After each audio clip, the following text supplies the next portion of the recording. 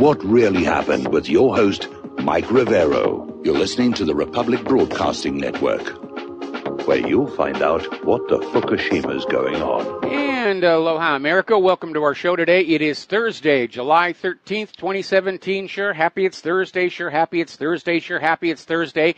Getting on into the middle of the month here. And just a quick little reminder, next month, a little more than a month away, there's going to be a solar eclipse across the continental United States. The path of totality reaches all the way from the west coast to the east coast. It's a very historic thing. If you're anywhere near the path of totality, you might want to start planning on going on up there and seeing one of nature's most amazing sights. I personally have never seen a total eclipse. It's on my bucket list here. And as always, have proper viewing equipment. Never look at the sun directly, even during an eclipse, because when it starts to come back bright, it can catch you unaware. So you need some welder's glass. There's all kinds of for-purpose things you can get on eBay, but the time to start planning on that is right now. Okay, little science stuff aside, we've got a lot of stuff to talk about today. Phone lines are open, 800-313-9443. Mike is in our control room and ready to answer the phone when you call on in. The lovely Lady Claire will be joining us in hour number 3 tomorrow. And for those of you who are wondering why I'm not replying to emails to wrh@whatreallyhappened.com, as I normally try and do, the email service provider that handles email for that website are having major problems. They were trying to move to a new cloud server, and apparently they've got major problems, and mail is taking hours to get through, if it gets through at all. So at this point, I don't even have the mail client open because it's completely useless. All right, let's get on to the news here. As you know, Trump had his meeting with Macron and was very well received, given how Trump had sort of been bad-mouthing France a little while ago, but that worked out very well. The Senate is still arguing back and forth about the health care bill and accomplishing absolutely nothing on that regard. Now then, down in the swamp itself, as you know, the Democrats have actually started impeachment proceedings against Donald Trump. It's a single count of obstruction of justice based on the argument that Donald Trump fired the FBI director in order to derail the investigation into the Trump-Russia collusion, of which there is no evidence whatsoever. Chuck Grassley is coming on out there and saying whatever is on everybody's mind. You know, was Donald Trump Jr. set up by the Obama administration, trying to manufacture this idea that Russia was behind all of this? Because we already know from other leaked documents that as soon as Hillary had lost the election and recovered from the hangover, they immediately got together and said, well, we're not going to admit to ourselves that maybe the American people just didn't want to vote for Hillary Clinton. We need a villain. It's going to be Russia, and we need to prove that Trump and Russia worked together to cheat the Empress Hillary of her natural birthright as Empress of planet Earth, or whatever it is going on in her addled little head at this particular point. And they started trying to create this stuff since then. Remember, they tried to bribe this arrested hacker in Europe and said, we'll get you out of trouble, we'll bring you to the U.S., we'll give you a house and a bunch of money if you will confess, nudge, nudge, wink, wink, say no more, that you were hacking the DNC servers on behalf of Russia. And the hacker, amazingly enough, said, no, I'm not going to go for the deal, and issued a statement through his lawyer saying that he was being offered this. So this is the way these people are going to work. We're going to blame Russia, and we're going to manufacture as much evidence as it takes. Even Alan Dershowitz is out there slamming the New York Slimes for describing this meeting between Donald Trump Jr. and this lawyer as treason.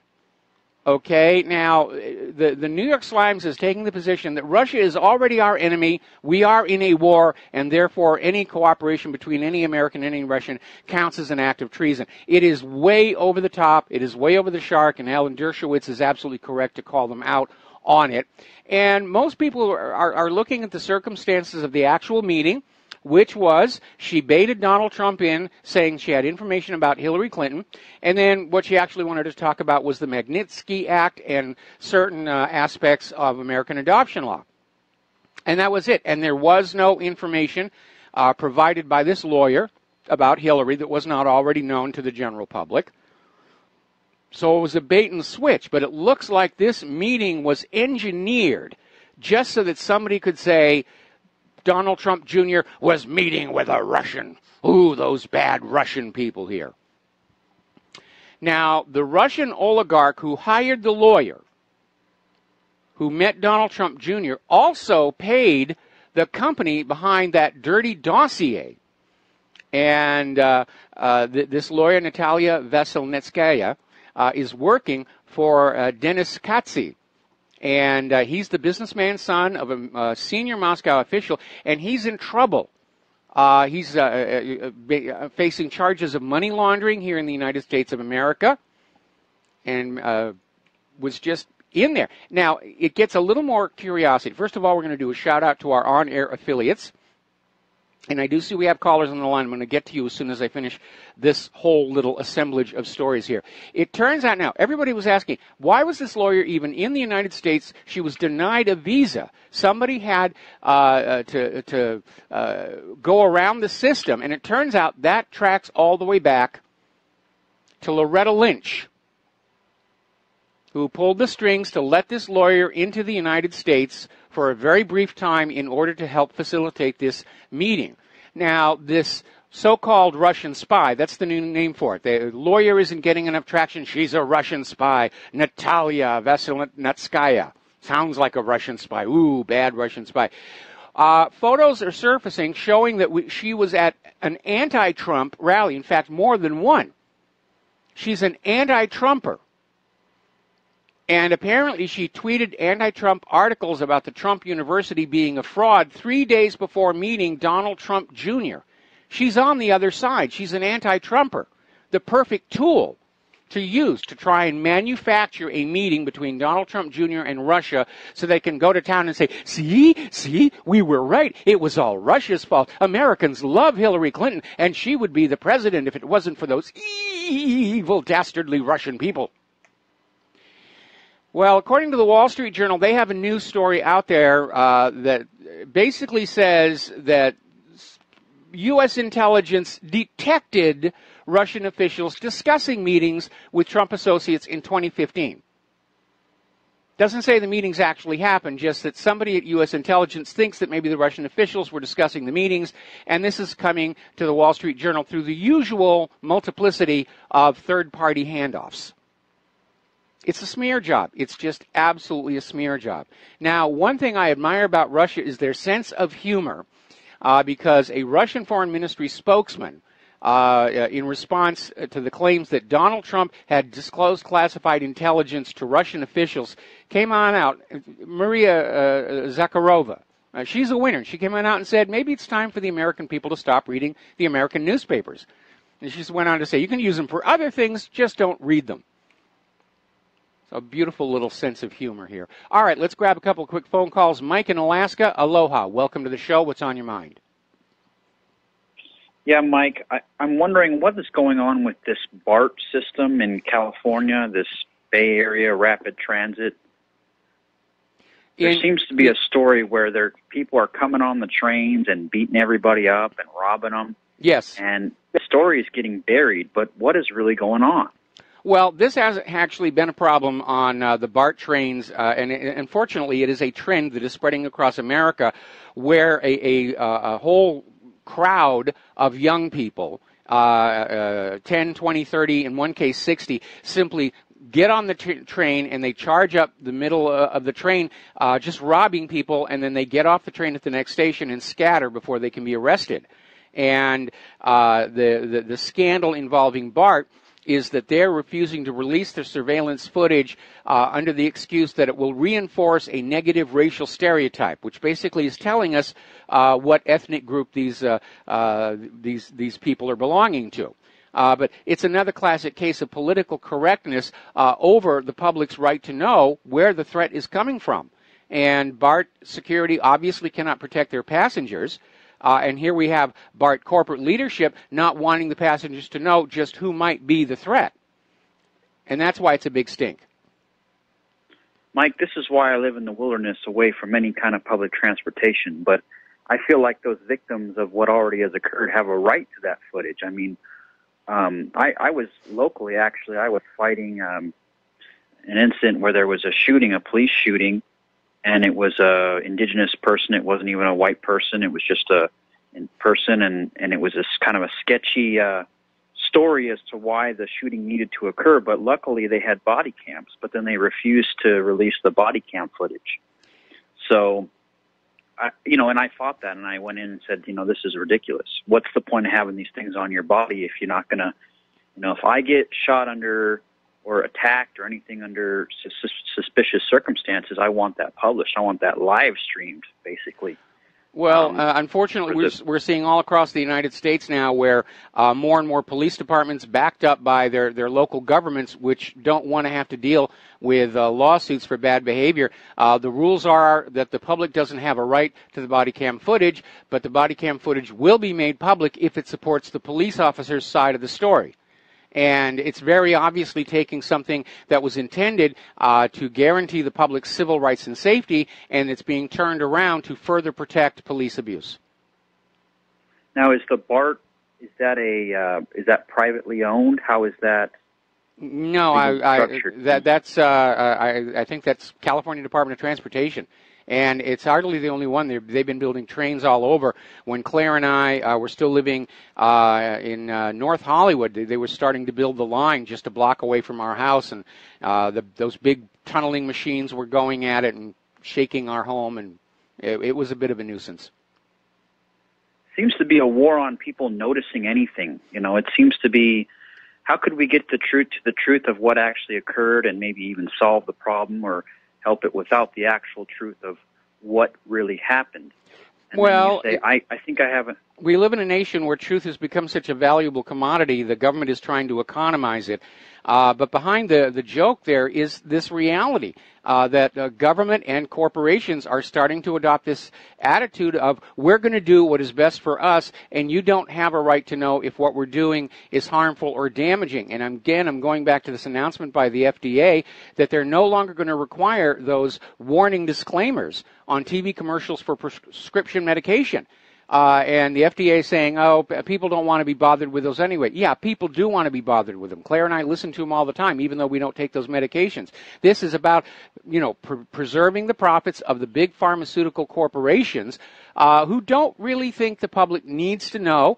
And the FDA does have laws requiring disclosure, but the disclosure, once they take it off the TV commercials, the disclosure, you're going to be at the mercy of your medical practitioner, whether they volunteer the information. You can ask to see the package insert, but those are printed in type that almost needs a microscope to read it. Supposedly under the theory that this saves shipping weight, paper, and ink, and therefore money. But again, it's like the ingredients list on a lot of things at the store. They're required to be there by law, but it's often in very tiny type. The color is only slightly different from the background. They don't really want you reading that stuff because more and more people are starting to really look at all those chemicals in there and go on out on the internet and research how harmful some of this stuff really can be. You probably heard the story we did yesterday. It's turned out now that one of the most common sun-blocking chemicals out there, it's in sunscreen and various other cosmetics that promise protection from the sunlight. If you're under sunlight and you're wearing that stuff and you're swimming in chlorinated swimming pool water, it degrades into two chemicals that are highly toxic. One of them is carcinogenic. But they don't want you to know that. They just want you to go on buying the sunscreen and slathering it on and giving them your money. Mike, but the inserts are, in some cases, are the only way we do find any information out besides the internet. I mean, they don't advertise vaccinations. They don't say, hey, that's not really in their wheelhouse as far as TV adverts on ABC News, but they'll push it on you. The doctors will still push it on you, and the only way you're going to get information about that then is to go to, Natural News or online or Yes. actually read that small print insert. But they want to do everything they can to get rid of that completely. Yeah, they do. They've gone so far down the road of adulterating and value engineering their products. And in this economy, it's not like they can turn around and go on back and start spending more money to make a better quality product. Those CEOs of American corporations who are making 450 times what their regular workers are making, they don't want to give that up.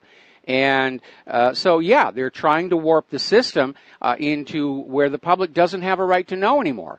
And that is a very, very dangerous situation because it will only lead to further abuses. Mike, I'm going to let you go. I only heard a little bit earlier. Did you say the email is up or down at this point? The email provider for what really happened is down. They were trying to move to a new cloud server, I understand, and they've run into some major troubles, and they're saying it may not even be working until sometime tomorrow. So at this point, I'm not even running my email client. Thank you for the phone call, Mike. We're going to switch over here to Dustin in New Jersey. Aloha, Dustin. Welcome to the show. What's on your mind? Hey, Mike, that was a bunch of feral kids on the BART system, running loose, and they covered up because they don't want to offend the riders who are of color, of people attacking them who are of color. Does that make sense to you? Well, see, the thing is, when this first started happening on BART, the news media was reporting gangs of black kids are swarming the trains and robbing people and then scattering at the next station. And it's unfortunately proving to be a very effective tactic, which is why they keep on doing it. But for BART management to stand up there and say we're not going to release any more videos because it would reinforce a negative cultural stereotype or a negative racial stereotype, these racial stereotypes don't just appear out of thin air, unfortunately. In a great many cases, they wind up being deserved. Now, I don't want to do the broad brush approach on any of this stuff. But again, from the point of view of a passenger riding on BART, I would want to know who specifically I should be keeping a closer watch on, in terms of hanging on to my wallet and cell phone. Yeah, 40 to 60 people, they could be 6 to 8 years old, and that's a lot of people. I mean, there ain't much you can do about 40 to 60 people. I don't care if you're Arnold Schwarzenegger or not. Hey, Mike, I wanted to talk. Did you check out, I don't watch Fox News. I watch the reruns when Tucker Carlson's on, that Ralph Peter piece of garbage and Max Boot he had on the next day just grinding their teeth on Russia's the enemy. We got to get Russia. They're like almost, you got to see the video. They're crazy. I mean, this is the kind of people that we're up against, Mike. If you see these two characters, Ralph Peters and that Max Boot, they just have a hatred, and you've watched those two guys, and you'll know what you're up against, Mike. Well, actually, I look at their performances as actually kind of a positive sign here. I mean, and they're not crazy. They're paid a lot of money to push that Get Russia agenda, but the degree of hysteria we are seeing telegraphs the fact that the anti-Russian propaganda is not gaining traction with the average American. And again, I talk to a lot of people around here who don't know I do radio, don't know I'm a peace activist, and I'll just say, what do you think about all this? And they say, oh, it's what a load of nonsense all of this is. It's not getting traction because people understand this government lies to us. They lied to us about Saddam's nuclear weapons. The corporate media lies to us. And we have been lied into so many wars before, plus the fact that we're a war-weary people. And so they're not getting the traction. Now, of course, that war agenda, the U.S. dollar against the ruble and the yuan, they're so far down that path, they could try a major false flag and blame Russia and say Russia has attacked Liechtenstein or Russia has bombed Oahu and try and get the war going that way, like Hitler out at Gleiwitz. Yeah, they're crazy enough to... They're desperate enough. War with Russia. They're desperate enough. Hey, Mike, did you check out? Remember that was that stupid dossier with Trump getting peed on by the prosecutor. You know that, I don't know if you're going to talk about the story where, we know John McCain was involved in it, but there's more stuff coming out about that. Well, listen, I'm going to hold you over this next commercial break, and you can bring us up to the later details on that. I know McCain was involved. It's starting to surface because of a lawsuit, but there were earlier reports that it was McCain who handed this dirty dossier to the FBI and said, sick him. So we're going to take a break for commercials, and we'll be back after these few words. And aloha, America. Welcome back to the show. We're talking with Dustin in New Jersey. We're talking about the dirty dossier, which has already been completely discredited, bought and paid for piece of propaganda to smear Donald Trump, and was so outrageously over the top. Somebody was out there saying, if we can make it spectacular enough, people will just believe it. because they'll say to themselves, nobody could make up something this absurd, but yeah, that's what propagandists are paid to do. So, Dustin, yet another comment about McCain's involvement in all of this nonsense. Yeah, I don't know if we know this yet, but, he was handed the information, and he handed it over to the FBI, and that was before even the media got it. So, they have this system in place, you know what I mean, to hand over stuff to their fellow, traitors, it's a system that's set up for a long time, and it still amazes me how Trump got in. He managed to, avoid their landmines in terms of that, so they do have holes in their whole plan. You can see. Well, the major one is simply this. Election fraud can swing a contest a few percentage points. It cannot overturn a landslide, and that's what got Trump into the White House. It was just an overwhelming landslide. I think if we actually had honest numbers from last year's elections, it would show that Trump was just so far ahead of Hillary, and he was. And all the election fraud, they couldn't catch up. They couldn't pass him by. And I really wish the Election Integrity Commission would start looking more closely at some of those states, especially California, where we have that voter accuracy advocacy group came out with a video saying, yes, literally millions of illegal immigrants were registered. They were encouraged to register, and then they were actually paid to vote for Hillary over Bernie Sanders and then Donald Trump. I mean, that's definitely trying to steal a country. And what has the deep state in such an absolute panic right now is they thought they had a lock on this thing. Hillary thought she had a lock on it. She didn't even have a concession speech prepared. And anybody who runs for public office, on Election Day, you always have two speeches, the victory speech and the concession speech. She didn't have a concession speech. She absolutely thought she had this thing. When the final tallies came on in, she beat up John Podesta. It's just amazing how, when I hear all this stuff, you don't laugh anymore. You want to cry of how we say, we're a democracy and we're bringing democracy on our world. What a crock of crap. Yeah, it really is. And again, this idea that we have a right to intervene in other countries so we can bring them the blessings of our society. I'm looking around our society and I'm not seeing a lot of blessings. I'm seeing looting of the people, plundering of the people, a declining lifestyle, rotting infrastructure, out of control corruption. This pedophilia thing appears to be turning epidemic, and a lot of this may tangle on back to the fact that we are being fed drugs that can alter the way our brain operates. We, as a nation, may have drugged ourselves into this collective insanity we all seem to be suffering from. But they don't care, Mike, if you suffer, because, look, we're bringing democracy, and if that means killing everybody in the country to bring it, that's the psychotic part, right? Yeah, it absolutely is. It absolutely is. But all right, thanks a lot, Mike. All right, thanks an awful lot, Dustin. We're going to let you go here. Now, there were a couple of bright moments from when Donald Trump met the French President Macron. For one thing, tomorrow's Bastille Day, and CNN's Jeff Zeleny declared Bastille Day is actually the anniversary of World War I. And a lot of people would probably have been laughing about that if it hadn't been followed up with another CNN anchor who, while the Star-Spangled Banner was being played, announced that they were playing the French national anthem.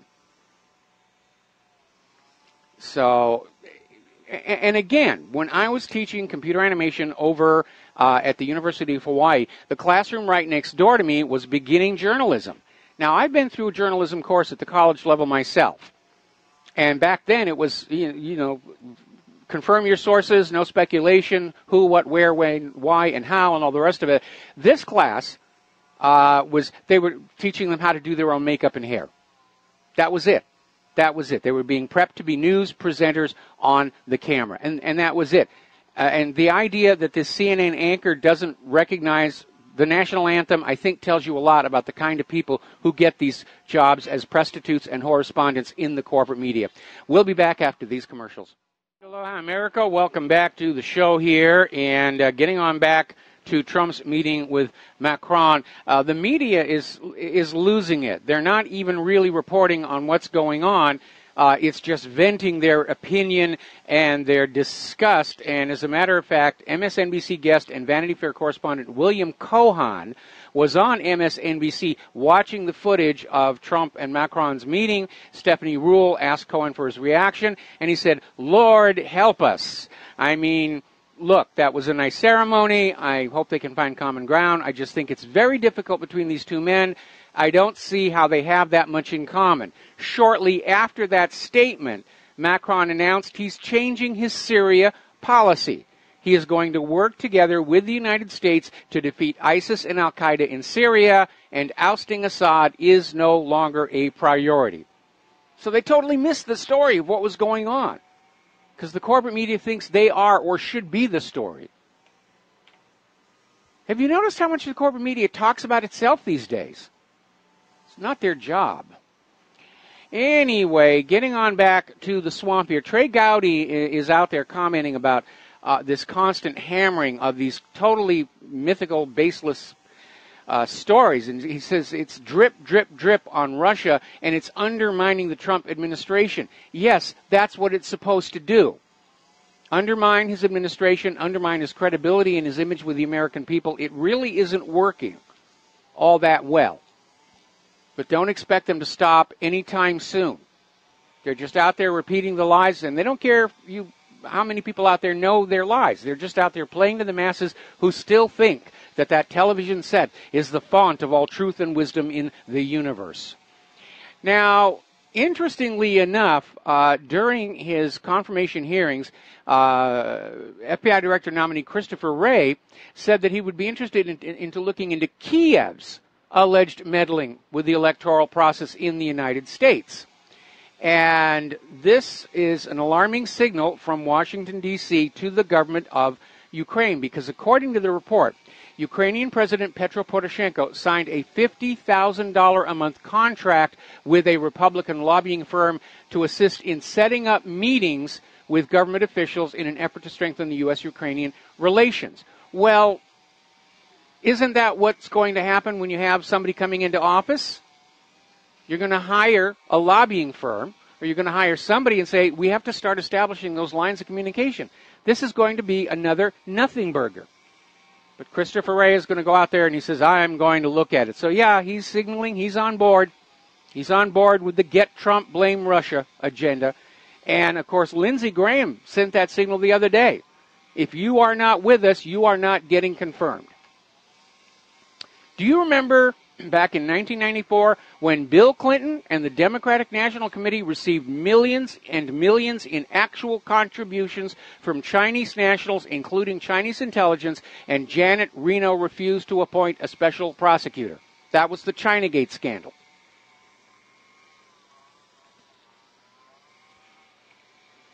Story coming out of Russia today. The anti-Russia narrative will continue because everyone is afraid of the deep state. And the problem here is there are issues that require U.S. and Russia cooperation, like terrorism, cybercrime.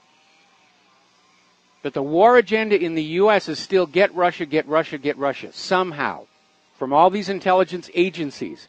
And basically what we're looking at is a soft coup, bordering on outright sedition, by the U.S. government intelligence agencies. And the CIA is using the corporate media to run a propaganda campaign against the Trump administration and against Russia 24 hours a day, 7 days a week. So, Julian Assange wrote an article earlier in the year, and we reprised it to the front page of whatreallyhappened.com, basically talking about how the director of the CIA is waging a war on all truth tellers. On all of us. When you have a government that has survived for decades by successfully lying to their people to trick them out of their freedoms, out of their money, and into wars, they can't function any other way. And so anybody who's out there telling the truth has to be gotten under control. They got the corporate media under control with Operation Mockingbird, as one example. And now there's a whole new generation of independent media people and whistleblower websites who are making their job much more difficult. And the numbers are showing, polls are showing, right now the American people's trust of the government and the corporate media is at an all-time record low. If there's one thing that we in the independent media can point to as a victory, it is that we have taken away from the federal government their ability to lie to the public with impunity. They can't do it. Today, the life expectancy of a government lie can be clocked with an egg timer. Now, apparently, for reasons not yet made clear, Donald Trump's ceremonial visit to Britain is being put off until 2018, next year. Basically, they've been sort of jockeying around this date ever since Donald Trump was inaugurated. And all of a sudden, it's being moved again. Some kind of tensions over there. Now, here is a very alarming story. This is coming out of InfoWars. A poll shows just 4% of Democrats think Hillary would have a chance of beating Trump in 2020. Now, it's not the number that is alarming. It is the fact that they are already doing polls, which means, yes, Hillary is actually thinking of taking another stab at the White House in 2020. And so my message to Donald Trump, or to whoever is monitoring this show on his behalf, he has got to do two things. He has got to move forward on the Election Integrity Commission and make major structural changes to our election system that will make fraud much more difficult. We have to have voter ID at the very least. Number two, he's got to move forward on getting Hillary Clinton charged and convicted on just one felony, which would bar her from running for office. Because I'll tell you right now, come 2020, the Democrats are just going to double up on the election fraud. They'll have twice as many illegal immigrants and refugees voting. They'll steal twice as many registrations. They got really close last year. They're not giving up. Now, I have to tell you, I am getting very tired of all of these reckless, irresponsible, and not even funny comments being made on social media. And the latest one is Democratic lawmaker Scott Hammond, who made a reference, basically said he was going to make Trump a half-term president, which sounds a lot like a threat to me and apparently to the Secret Service, who are talking to him. And again, if you have a disagreement with Donald Trump, and right now I got a list, your First Amendment rights say that you have a right to peacefully stand up and say, Mr. President, I disagree with you, and here is why. Resorting to violence is not protected by the First Amendment. Death threats against anybody, let alone the president, is, I think, over the line for First Amendment right to free speech. Because further in that First Amendment, it says, petition the government for redress of grievances. We're going to take a phone call. Andy in Texas, aloha. Welcome to the show. What's on your mind? Andy, are you there? Hello, Andy. Going once? Can you hear me? Now I can hear you, Andy. Okay, what's on your mind today? Oh. No. Well, no, I was just sitting here listening to your radio show, and all of a sudden this commercial came up, and all of the remnants of ghosts past here, such as the Bushes, the Clintons, Condoleezza Rice, Dick Cheney, Donald Rumsfeld, all these different people coming up, and it seems to be actually not a commercial, it's an infomercial. And these people are telling us what the Constitution specifically states. Like they have any kind of authority over it. I mean, these people did nothing but run over it with motorcycles, machine guns, and all this other stuff. They've done all this stuff. So I'm sitting here watching this show. It's on the Dish Network. Not to pan them down, but at least it's a channel. But I'm sitting here watching these people. What are they trying to accomplish, Mike? Do you have any idea? Yeah, they're trying to basically trick you into letting them interpret the Constitution for you. And the Constitution was written by and for the people, and it's up to us to decide what it means. Now, the Supreme Court has sort of grabbed for itself the authority to interpret the Constitution, but that authority itself is not in the Constitution to begin with. And if you go all the way back to the early years of this country, there was a Supreme Court decision called Marbury versus Madison, which ruled that laws repugnant to the Constitution are automatically null and void. And with that ruling was the implication that it was up to the citizen to evaluate the law and say it does or does not fit with the Constitution. But we have seen education try and insert itself into that question of interpreting the Constitution. Some of the abuses by Common Core are just absolutely striking. They're teaching kids that the Second Amendment says you can keep and bear arms only if you're part of a government militia. And that's not what the Second Amendment says. And so now we have these issues of constitutionality about so much that the government is doing that is unconstitutional. I'm not surprised that we're seeing shows like this being produced where all these authority figures that we're supposed to admire because they've got gold plaques on the wall and everything are going to say, this is what the Constitution means. You can trust me to tell you what it really means. No, I'll decide for myself what it means. I'll decide what freedom of speech means.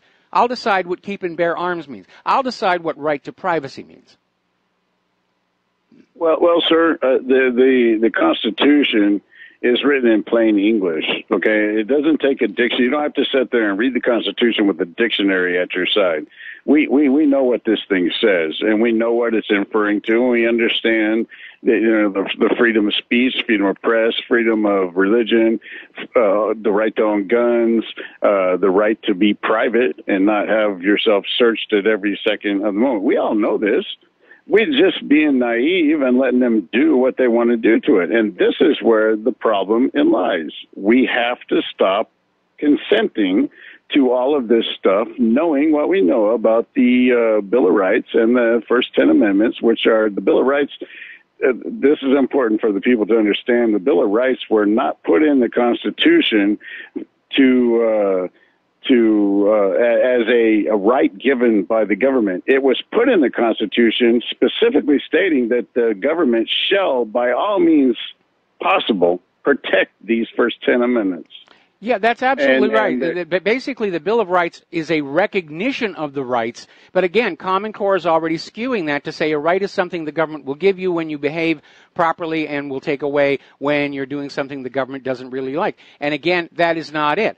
Because you need to understand, and most people don't realize this, the Constitution was not written to tell the government what it could do so much as to tell the government what it could not do. And much of those rights set forth in the Bill of Rights go right back to the abuses suffered by the colonies under King George III.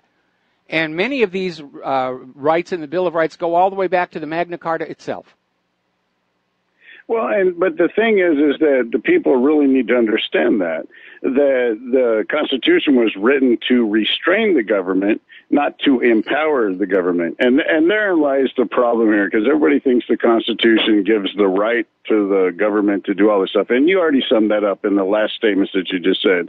So I'm very in agreement with what you're just saying, but it's past a joke here. I mean, when we know what our rights are, I mean, really, what do you want to do, Mike? You just want to live your dang life and get on with the world that's in front of Mike. And so does the average Joe. But nobody wants to fight for that right to live that moment.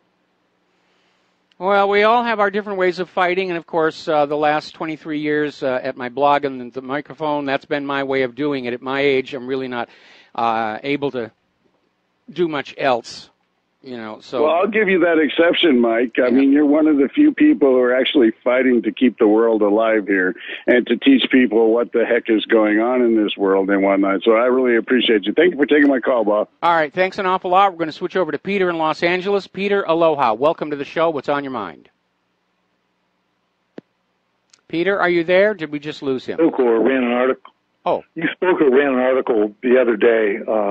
One was about how they're starting to do the Democratic Party is starting to fracture.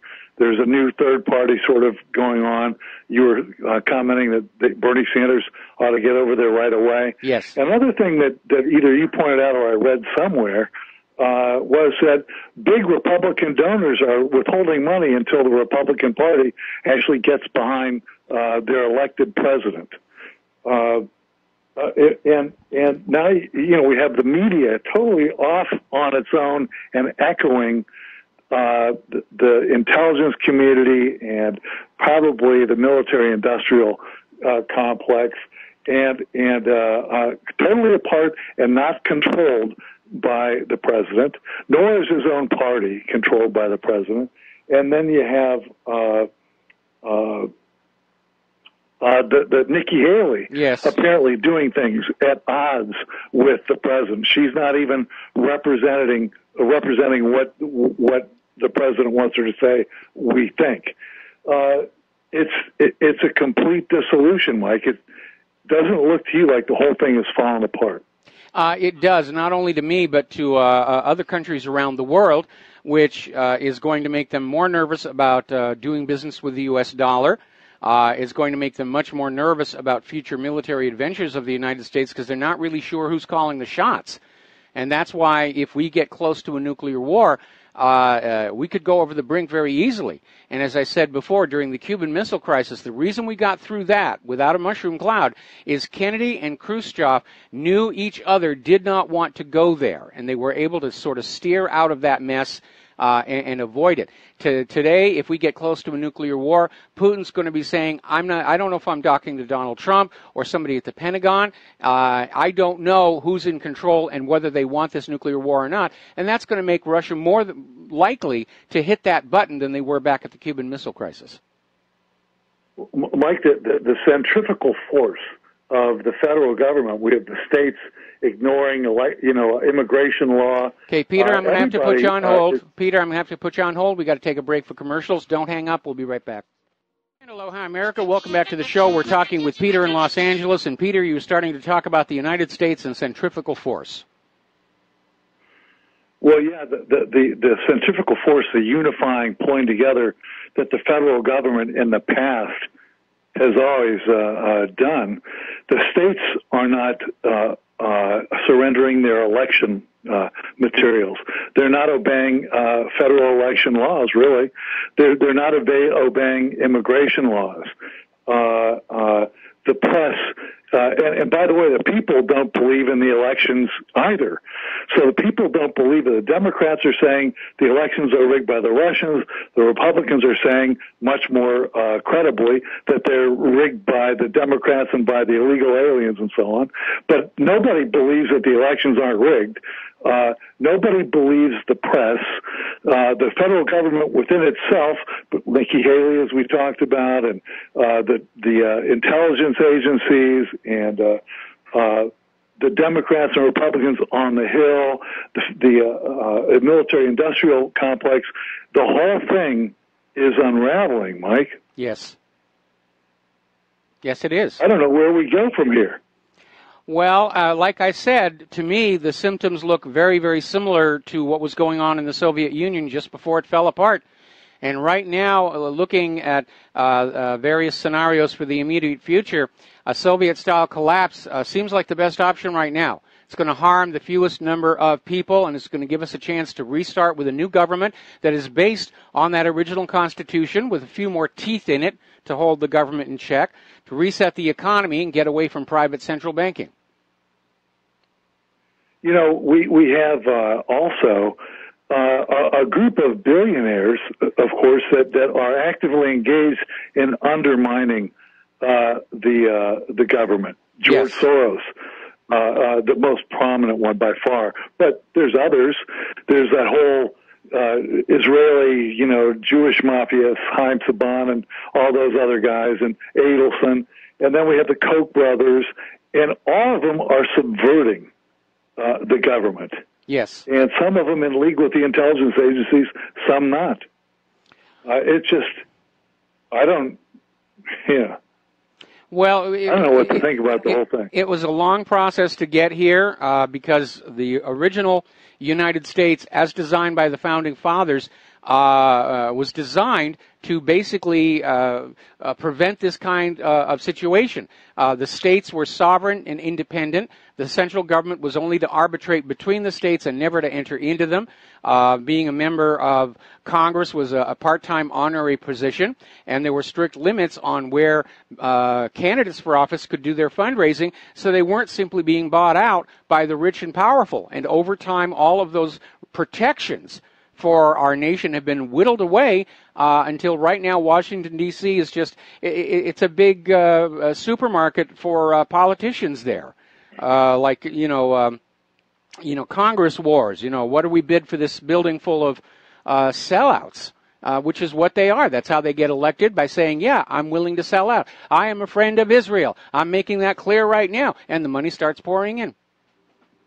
Okay? Peter, got to let you go. So, okay, Peter. Okay, go. We'll be back after station identification. And aloha, America. Welcome back to our show. Hour number 2. The phone lines are still open, 800-313-9443. Turning over to the war zones, a lot of stuff going on. Apparently, Russia is taking advantage of the conflicts started by the United States in Syria to basically showcase their weaponry and say this is how they actually work in a real combat situation. Because of all the fraud that's known to be taking place with tests that are conducted by the manufacturers and even by the Pentagon itself.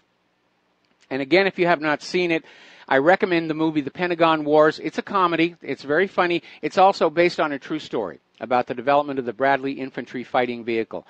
And that's really how military procurement works in this country. It's all about making money. It's all about huge profits on the backs of the American taxpayer. And they produce some pretty bad junk, as we have mentioned before. But Russia is now sending what is called the devastating monster to Syria. It's called the Terminator 2, and it is a tank that is designed to protect other tanks, specifically in urban areas. Now, it's built from refurbished hulls from the T-72 main battle tank, but instead of mounting a single 125-millimeter cannon, the Terminator 2's turret has a remarkably diverse suite of weapons. 2 30-millimeter cannon, 4 Ataka-T anti-tank missiles, and a heavy machine gun, which gives the Terminator 2 the capability to engage infantry and light armored vehicles with its cannon and tanks and buildings with its guided anti-tank missiles. And it's a 5-man vehicle based on the chassis of the T-90 tank, and it looks very, very effective. And more buyers of weapons are starting to turn to the Russian military, because their weapons are more effective and less expensive than those produced in the United States of America. Now, the United States has set up yet another uninvited military base in northern Syria as American forces enter Raqqa City. And apparently the video was taken of a large U.S. plane taking off, plenty of Humvees protecting the site, an American flag hoisted above the airfield. And again, the U.S. does not have the permission of the Syrian government to be there. Amnesty International has come out with yet another report saying that the U.S. coalition is guilty of war crimes in Mosul, basically talking about the 3,000 civilians killed between February 19th and June 19th. And again, we had that video that came on out a few days ago about U.S.-backed rebels torturing their prisoners. Now, as you know, it's finally been confirmed that Abu Bakr al-Baghdadi was in fact killed in that airstrike by the Russian Air Force. And in the wake of that, there is now a power play going on within all of these different rebel groups as to who is going to be the new leader. And Abu Hatham al-Obaidi, who is the head of Islamic State in Hawija, is declaring himself the new leader, but apparently not everybody is going along with that, and there is reported to be bloody infighting going on. So here it is from the U.S. government's point of view. They have been covertly smuggling weapons into ISIS and al-Qaeda in Syria to topple Assad, and now those very same weapons are being used to kill these U.S.-backed rebels, to kill each other off. Good planning on that one. Well-managed little insurrection you have going there. over in Iraq, ISIL has declared Tal Afar as an independent state from Islamic State. So they're starting to break up now. It's not just Islamic State in Syria and Islamic State in the Levant. Now they're starting to fragment, create new groups. They're all going to be their little tiny caliphates, I guess, here. Earlier today, observers of North Korea got a wake-up call. Sensors were indicating something had happened, and everybody was saying, oh, it was another nuke, it was another nuke. Actually, it turned out to be an ordinary run-of-the-mill earthquake off the coast, 5.9 magnitude. And so at this point, they're out there saying, well, near miss. Now, as you know, almost every nation on earth likes to describe themselves as some kind of a republic or a democracy. Only two nations still call themselves theocracies. One is Saudi Arabia, and the U.S. doesn't mention that because of Saudi Arabia's strategic importance. And the other one, of course, is Israel, that likes to market itself as the Jewish state.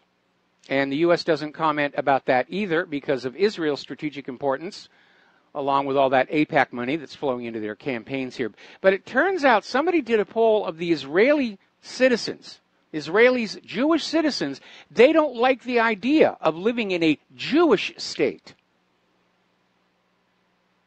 They don't like the label at all. They would actually prefer to be living in some kind of a republic or a democracy. And if you go back to the interview we did recently with Miriam Azizi, Israel's government does not treat their own citizens very well. We know how badly they treat the Palestinians.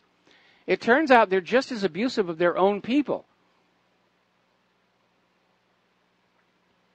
We're going to do a shout out to our on-air affiliates just now rejoining our network here. Talking about overpriced, underperforming weapons, we come on back to the F-35. And apparently, this is the dichotomy that we're looking at here.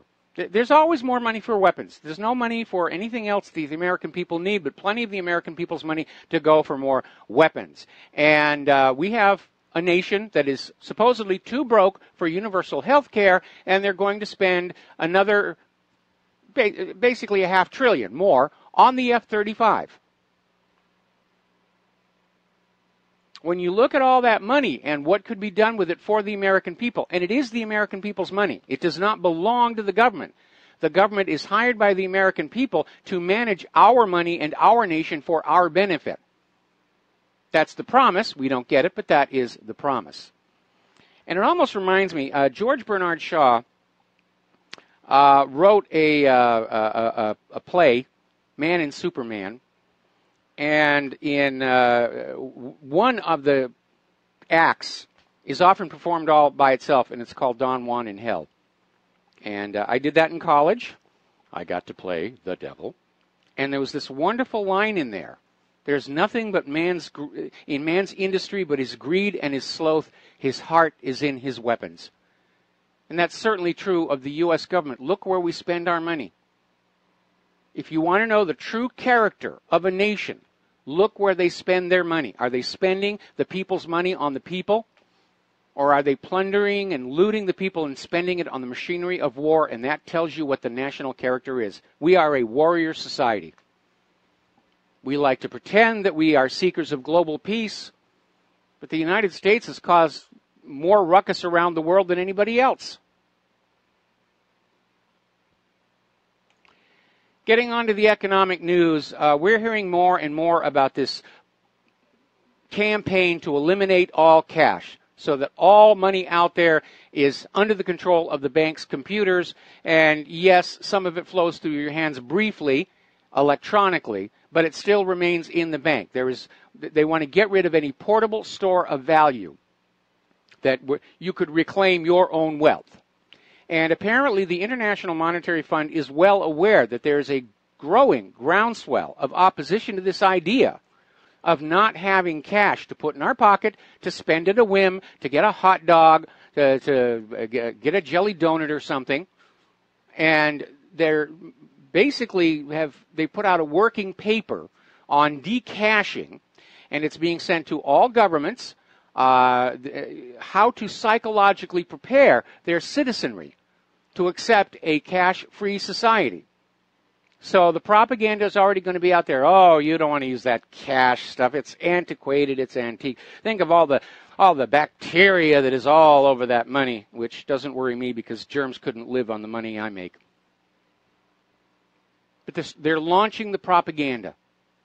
Now, there is an unintended victim of the cash-free society, and it's illustrated by what's been happening out in sections of rural Canada, up in Saskatchewan, where some of these small neighborhood mom-and-pop type banks, depositor banks, who are not plugged in to the electronic systems are being driven out of business.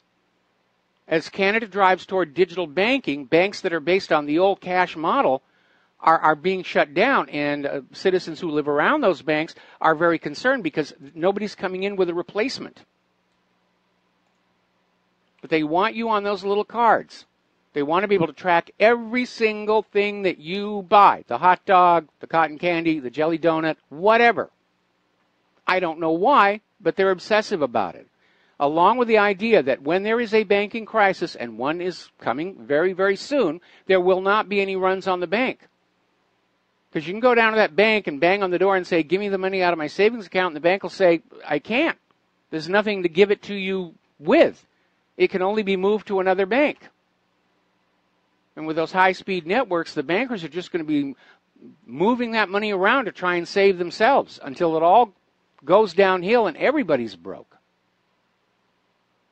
And I'll make you one more prediction on that. If they achieve the cash-free society, they will outlaw private ownership of investment metals, just like Roosevelt did back in 1933. They will ban gold coins, gold bars, silver coins, silver bars, platinum, anything that could be a portable store of wealth will be outlawed. You will be forced to be dependent on the banking system. And King George III did exactly the same thing to the colonials. It was a major reason for the revolution. The banks are institutions of enslavement, and they're about to slam that last lock shut on you. Now, the other day I was saying that despite all the fine suits and the jewelry and everything, you need to understand most of the money junkies on Wall Street are playing dirty. We've all seen Wolf of Wall Street. We've all seen Inside Job. We've seen all the reports of Bernie Madoff, for example. And now, of course, we have the case of Martin Shkreli, who was basically lying to potential investors, flirting with them, and apparently at a time that he was telling investors he was managing $100 million in his brokerage, he actually had a balance of negative 33 cents.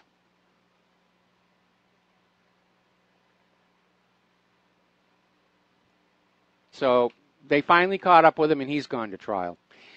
Meanwhile, here is another one. This is coming out of 12160.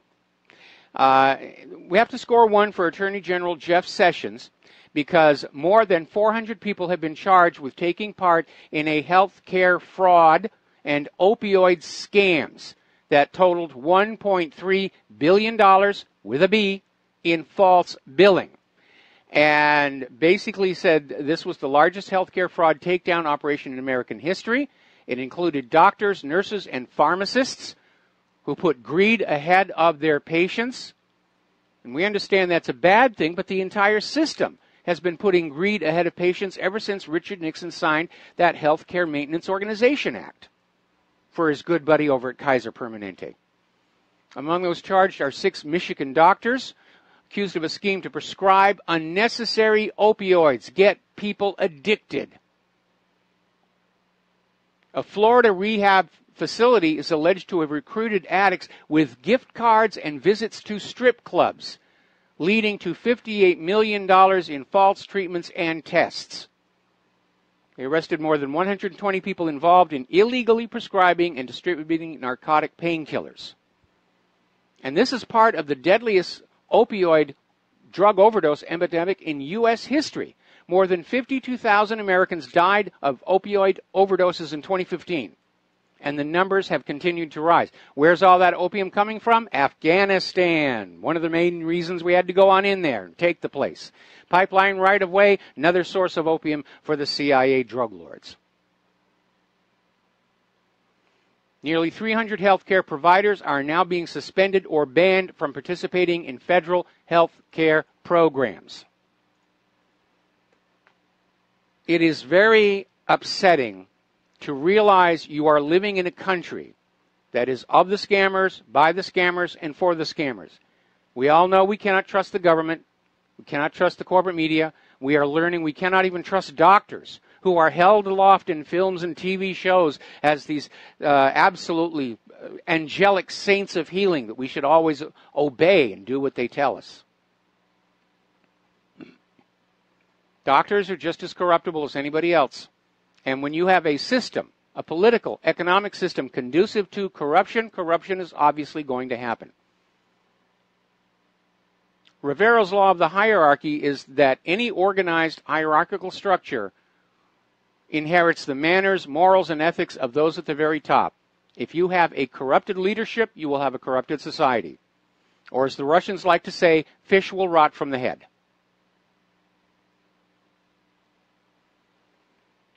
Over at JP Morgan, their CEO, Diamond, is saying that unwinding all this quantitative easing is going to be more disruptive than people think.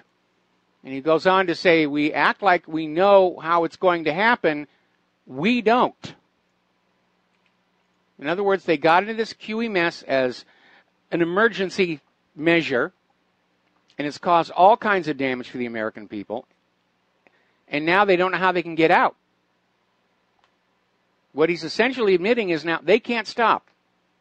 The financial system will continue to need this instantly created money just to look like it's ticking along here. And here's the problem with the instantly created money. It steals value from you. Every time the Federal Reserve creates another $1 trillion, it's like an evil wizard waved their wand over your pocket, and the money that's already in there, the money that you worked for and put away, loses actual purchasing power. It's called inflation. And they're trying to hide the real inflation figures the same way they hide the real unemployment figures. But we're all starting to see it at the supermarket. The food prices are going up. Prices of imported goods are going up, especially.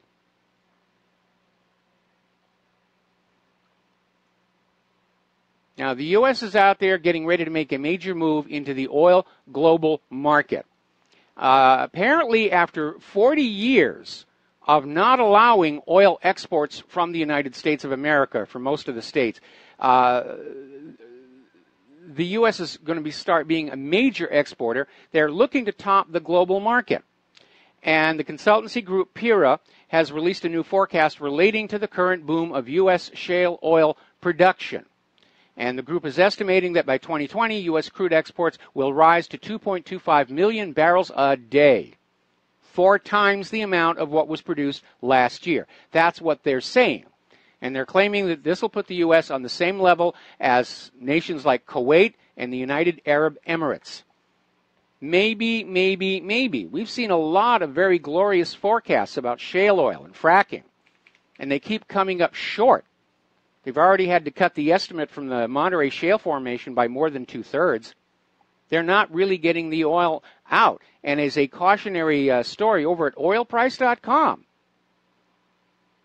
you know, they're asking, is Wall Street funding a shale failure? And they're saying, yes, there's a shale rebound. But if oil prices go down, and adding those U.S. exports to the world market will drive oil prices down, shale could go back into the red again, and they'll just shut down. John Rubino is out there pointing a finger at Illinois and saying their bankruptcy could actually do a major blow to the U.S. currency as a whole, could actually be the first step towards a dollar collapse. And this all comes about because of that private central bank, which by design creates more debt than money with which to pay the debt until the debt brings the entire system down. It's the same system we fought a revolution to be free of back in 1776. And because of a corrupted Congress and a corrupted president a little over 100 years ago, we're back in the same system. And if you look how the economy of the United States has been great for the money junkies for the last 100 years and terrible for ordinary, average working Americans, especially these last 30, 40 years. Okay, we're going to take a break for some commercials. We'll be back with more about the economic news after these few words. And aloha, America. Welcome back to the show here. And down in Venezuela, boy, it just gets worse and worse down there.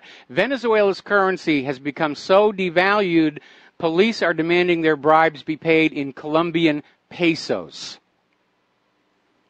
Meanwhile, over in Ukraine, government regulation of food prices has come to an end, and they're expecting food prices there to jump by 50%. That's going to lead to more unrest over there in Poroshenko land here. All right, let's take a phone call. Frank in North Carolina, aloha. Welcome to the show. What's on your mind? Well, the matter of the Sandy Hook shooting, I was never able to personally come to any final conclusions on it because I really need hardcore evidence. And, I mean, it has to be pretty overwhelming. I always wanted to believe that it didn't happen, that it was a staged event with crisis actors. And then, you know, you had a lot of other possibilities as well. And, but anyway, I don't recall if I ever heard what your take on that was, but maybe you could tell me and then I could run something by you. Well, generally, I'm on the side of the people who think that it was some kind of a manufactured event. You have the fact that the school in question was not actually being used at the time of the incident. This was borne out by archival records of its internet traffic, which just absolutely stopped months before the incident happened. Looking at the photos of the school, it is very obvious the buildings were neglected. They were never allowed to be in that deteriorated situation with children actually attending classes there, broken handrails, all kinds of things like that. Mostly, I looked at the work of Wolfgang Halbig, who is a professional school safety consultant, and he is out there at the forefront of trying to pry loose some of this information. And the mere fact that government is just in lockstep saying, no, you can't ask questions about it, should make you very, very suspicious about what's going on. I remember when it was actually going down where this sheriff got on camera, on the corporate media, and the first thing he said is, now don't start getting into all these conspiracy theories about this being some kind of a hoax. Don't you dare do it. And that right there tells you they were very, very nervous that they weren't going to be believed. And there's a lot of other stuff going on. There's that video of the grieving father who's actually laughing, and then they say, we're ready to shoot, and you just see him, you know, try and work himself down into looking upset and distraught. That's an actor trick. That to me is very, very obvious. Well, I also understand that Sandy Hook is the name of the school, and it's in, I guess, the town of Newtown or right there. And apparently it's a very, very small, like, one traffic light town. Yes. I'd never heard that before, but it's got a very, very small population. Yeah, but, many of whom had their mortgages paid off in full shortly after the Sandy Hook incident. I've heard all that. Okay. I just don't know how to corroborate, how to corroborate it. But the thing is, apparently that school's right next to a river, and there was a really bad flood some years before Sandy Hook, the shooting supposedly happened. But I heard this guy. I don't know if anybody has emailed you about this or not, but I heard the tail end of an interview Jim Fetzer did with this guy, and apparently he is an eyewitness, and he's very compelling to me, and he's kind of sealing the deal to me that this was a staged event with crisis actors, that there was no shooting, because he claims that he was working in the area in the years prior to Sandy Hook, prior to the shooting at the Sandy Hook school, and he was talking about the conditions and the flooding in the area and whatnot. But he used to pull over into the parking lot at the Sandy Hook school and eat his lunch. and this was years before the Sandy Hook shooting happened. He said it was already shut down then. Yes. He said, I mean, you know, there was no question that the school was not in operation. Yes. And that was at least a year or two before the shooting happened. And this guy is very credible, and I got a feeling like his life might be in jeopardy. They might take him out because, I mean, to me, he seals the deal. Yeah, there's a lot more information as well. Just like the Boston Marathon, just like 9/11, it's a staged government trick to just spook us into doing what the government wants, only it doesn't work any longer. Frank, got to take a commercial break. Thank you for the phone call. We'll be right back. And aloha, America. Welcome back to the show here. Let's go back to the phones. Mike in South Carolina. Aloha. Welcome to the show. What's on your mind? Hi, y'all. Nookie. You just reported that the United States, or America, is going to become a very, very big exporter of oil. That's in the the plan. Next few years. That's the plan. Okay. Can you tell me how they're going to cut out my piece of the pie and put it in my account? Because that's my oil, not theirs. It's under my country. I'm a citizen. How are they going to do that? I am fed up with them stealing uranium, oil, and whatever else, and food out from underneath me. I want my piece of the pie, and I want it now. I'm not going to wait for it. Well, you raise a very important part there. I mean, this shale oil is being extracted from under other people's land, and they've skewed the laws to the fact where remember the old days, they used to say, you know, you want to buy your own home and you will own that piece of land right down to the center of the earth, and they've already changed it, saying that your mineral rights are automatically limited to just a few feet down, and below that is now the domain of the government, and they can do whatever they want with it. Now, over and above this idea of the piece of the pie, the main problem with fracking is it's turning out to be very, very dangerous. And they are bringing toxic materials up onto the land underneath your home, including known carcinogens, radioactive material, methane. A lot of these areas where fracking has gone on in, they've literally destroyed the values of homes because you can't turn on the water faucet without clouds of methane coming out of it. And the oil companies are just out there saying, well, we're sorry it happened, but you know, we're not going to do anything about it. It sort of betrays almost the high degree of desperation in the U.S. economy, that anything that makes a buck is good, and the rest is just not an issue anymore. Well, also, along with the fracking is the aquifers that are being contaminated totally. Yes. Here in South Carolina, they're talking about all of a sudden having oil wells being drilled, oil derricks off the shores of South Carolina. Also fracking, which will be, we have a fault line that goes from, I don't know if you know about this, goes from Savannah through Summerville, South Carolina, into Charlotte and into Virginia. And it, about 9 months ago, it had about a 3.5 Richter scale shake on it. This idea of them coming in and starting to spew in their, or dig in their derricks is not going to happen.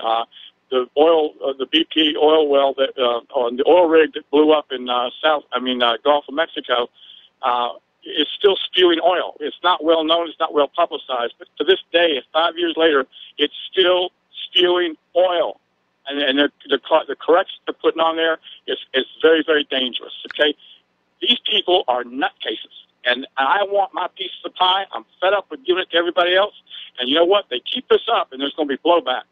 People like Hillary Clinton, the BP Rothschilds, people like Lindsey Graham, even our unelected governor of South Carolina, Henry McMaster, who's a Ronald Reagan political career politician. He's unelected to governor, and every one of them has something in common, Michael, and that is that they're all Jewish. Well, Mike, let me pull back here a little bit. What you probably ought to do is go to your state government and just demand that they do the same deal that Alaska did, because Alaska does actually pay the people who live there. I don't know what it is, but it's a good chunk of money every single year on the idea that yes, it is in fact Alaska's and Alaskans' oil that is being sucked out. And I think if you cite Alaska, if you cite Alaska as the precedent, you might be able to get a movement going there to say, yeah, the ordinary people who are living over these fracking wells and everything are owed, ongoing payments for the damage that is happening to their land. Let me give you a little secret about my background. I was born in Anchorage, Alaska. Oh, okay. I know a lot about what goes on up there, but you are correct, okay?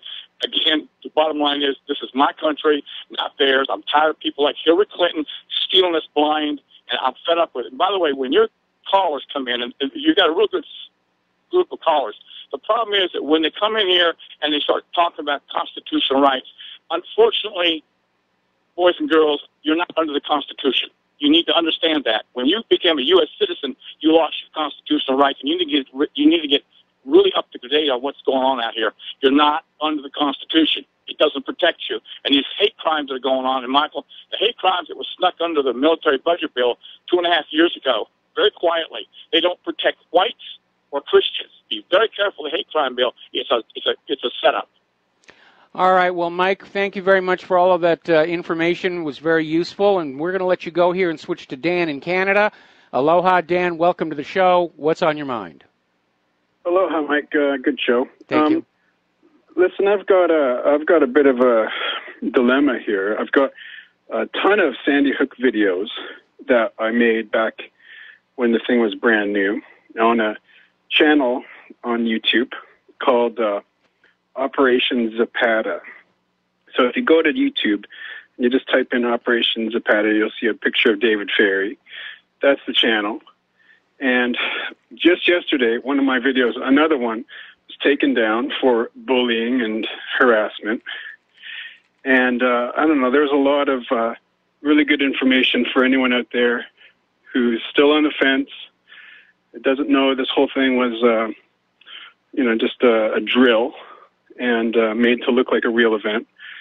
There's hundreds of Sandy Hook videos on it. So I encourage all your listeners to just maybe download them and save them for posterity, because I don't have the computer space anymore. My computer died on me, so I've got them all sitting up there, and I know this channel is probably not going to last very much longer because you get like a third strike, and then they... Anyways, I've been down that road before. This is the second version of this channel. So just a heads up, if anyone wants to see what the real deal is on Sandy Hook, there's one source, and there's many sources, but I just need your listeners' help. So.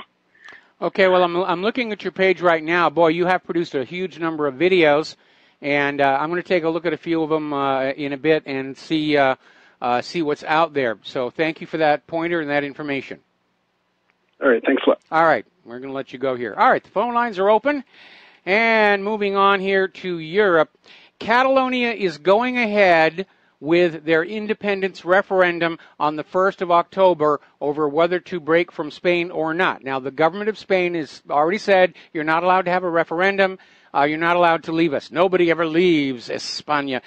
Forgetting again that under the United Nations Universal Declaration of Human Rights, all people have a right to self-determination. If a group of people living in a country are unhappy with that government, they have a right recognized by the United Nations to hold a referendum and break off and become their own little country. Now, obviously, the globalists do not want that to get started as a trend. Their goal is to glue all the countries together into one giant single global government, and they're already in a panic over the fact that the European Union experiment may be coming to an end. Mostly because they botched it. Between the European Central Bank mishandling of the economy and the fallout from the refugees, they blew it. They did. The European Union is in a bit of a fury. The European member of parliaments are basically, the parliamentarians are at each other because of the massive cuts in spending that will result when Britain leaves the European Union. And they're expecting this cash flow crisis starting in 2019, and Brussels is saying they're going to have to slash $1.5 billion from research and agriculture projects, and the other member states of the European Union saying, no, we can't do this. It's unacceptable. Interestingly enough, over at the Express in Great Britain, they're talking about just how much money Germany has made from the Greek debt misery. they've pocketed over £1 billion in interest payments, and now politicians are saying that really, given how the debt was created for Greece, that maybe Germany ought to give that back. I think Merkel is going to come out with a 9 on that one. Austria has set a date for its next snap election on October 15th. And we're going to go back here to the phones. Mary in Connecticut, aloha, welcome to the show. What's on your mind? Hi, aloha. I just wanted to say two things. One, it's good you mentioned about those people getting the houses. That is later in Sandy Hook. Many of the people got those houses for free. I know some broker investigated that and looked up the information and followed the line of sale. And also, in the FBI records, and I just moved out to this area this past year. I was from New Jersey, and it's all woodsy. You know, I inherited a house out here, and my parents were from kind of this area, but I didn't realize Sandy Hook, Newtown, is the next town right over, and it's all woodsy. They have these like country roads with now shopping malls. When my aunt brought me through here 10 years ago, it was practically nothing. But anyhow, in the FBI records, it says no murders on that date or in the whole year in Sandy Hook and in this whole area. It was actually a state-by-state list, and they said it was a list of mass shootings. I was going to bring that up, but we ran out of time. In the FBI's own database on mass shootings, it says none happened in Connecticut. So there you go. That's right. I mean, I think maybe New Haven or Hartford, some of these big cities might, but I'm not sure about that. But the other thing, with the guy talking about the energy, I moved here from New Jersey, and I was in a high-cost area of New Jersey, in the northeast area, on the near the city areas, and I'll tell you that here they have EverSource energy, and it's my electric is twice as much as it was in New Jersey, at least twice as much. And I thought it would go down in the summer. It isn't. It's still like a lot, and I don't use that much. But anyhow, when I was looking up local events like 4th of July, there were these notices. They're putting in this pipeline through Massachusetts and Connecticut because somebody formed a petition to sign. And that's why the cost is so high. The cost itself was $97, and then they added on a couple of $100 for the service. And it's because they're putting in this pipeline. We're not benefiting. It's from whoever is putting it in is benefiting, but they're charging the customers here. Yeah, we see a lot of that where customers of services are being billed for things that are being done somewhere else entirely. Yeah. And there are a lot of rivers running through.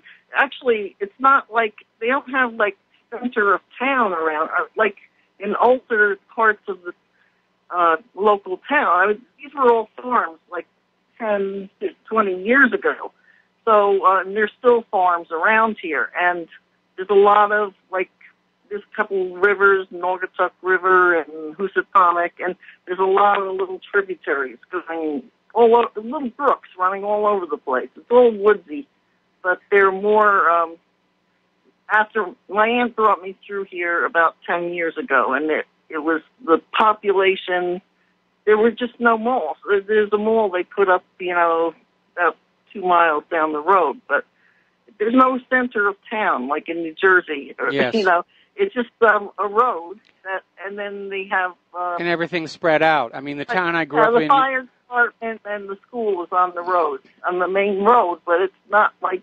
It looks like a country road, No, I understand that. It sounds a lot like the town I grew up in when I was a kid. Anyway, Mary, we're going to let you go. Thank you very much for the phone call. And Phone lines are open here. Getting on back to Austria's snap election, the issue is that they've been unable to form a government. They've been bickering ever since the last election where nobody got a real majority. And the issue is, again, coming on down to the immigration, the refugee problem. And we're starting to see all over Europe where support for the refugees and open borders is turning their populations against their own leaders. And I don't know how Merkel thinks she's going to win her next election. Probably importing those Diebold machines right now. Sweden has finally decided they've had enough. They're cracking down on illegal immigrants when they had a failed asylum seeker killed 5 people in Stockholm. And, of course, the open borders people are saying, oh, this crackdown, it'll simply drive the migrants underground. And they'll join the shadowy underclass. Well, if you look at all the rapes and crimes that have been going on up there, I'm sorry, the refugees brought that shadowy underclass with them. And there's absolutely no question there is a correlation between these open borders and this influx of these very undesirable individuals. And it's got nothing to do with their religion. It has to do with their behavior. Because as I've said before, migration is a filtering mechanism. You are not getting the best representatives of that source country. You're not getting the best people from Libya or Syria or wherever. You're getting people who couldn't make it in their own country. You're getting people who are fleeing prosecution. You're getting people who are carrying contagious diseases and are hoping that Europe's socialized medicine will cure them. And they get into Europe and they just continue to behave the way that they behaved in their home countries. Being encouraged that screaming and protesting will make everybody change the country around to favor them. Unfortunately, in a lot of places, it's actually working here. Very alarming article over here where they're basically saying Germany is now starting to see the same kind of citizen rioting as France is. And again, the issue is opposition to the open borders. Opposition to the refugees, uncontrolled flow of people coming into their countries and causing problems. No-go zones, civil unrest, attacks in the street, rapes, and so forth and so on. I think that the European Union experiment has gone badly, badly wrong for the globalists and the New World Order. And I think that's why Bill Gates and others are now saying, okay, we got to stop the open borders thing. They're afraid it will tear the EU apart. And that would be a major setback in the push for a one-world government. We got to take a break for commercials. We'll be right back. And aloha, America. Welcome back to our show here. Now, Hungarian Prime Minister Viktor Orban has come on out and said the European Union are following migration plans designed by George Soros to bring in 1 million migrants per year to Europe, with the help of his army of non-governmental organizations, which we all knew that's what he's doing. And his goal is to destroy any sense of regional identity, cultural identity, historical identity, to get everybody confused about who they are, so that there are no more French, no more Germans. There's just the masses, because the masses will be much easier to control. This is an assault on our identity. It's exactly what it is.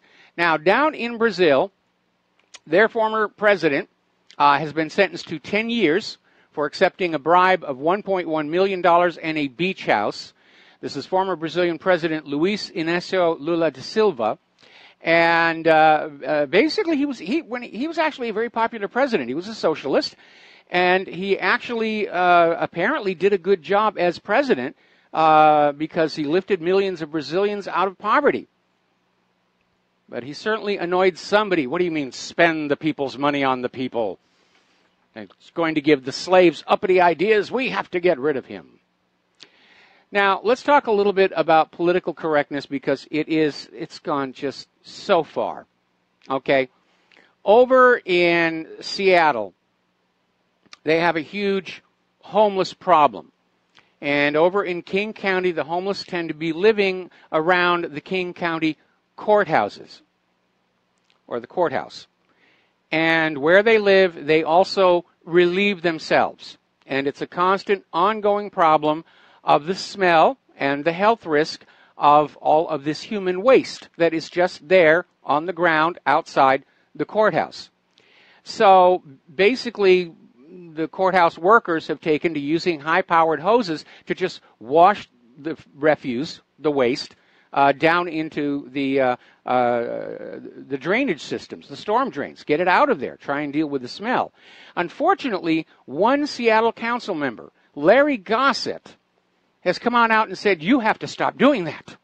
You have to stop using those high-power water hoses to get rid of the poo, because it's too reminiscent of when civil rights activists were being hosed down by the police.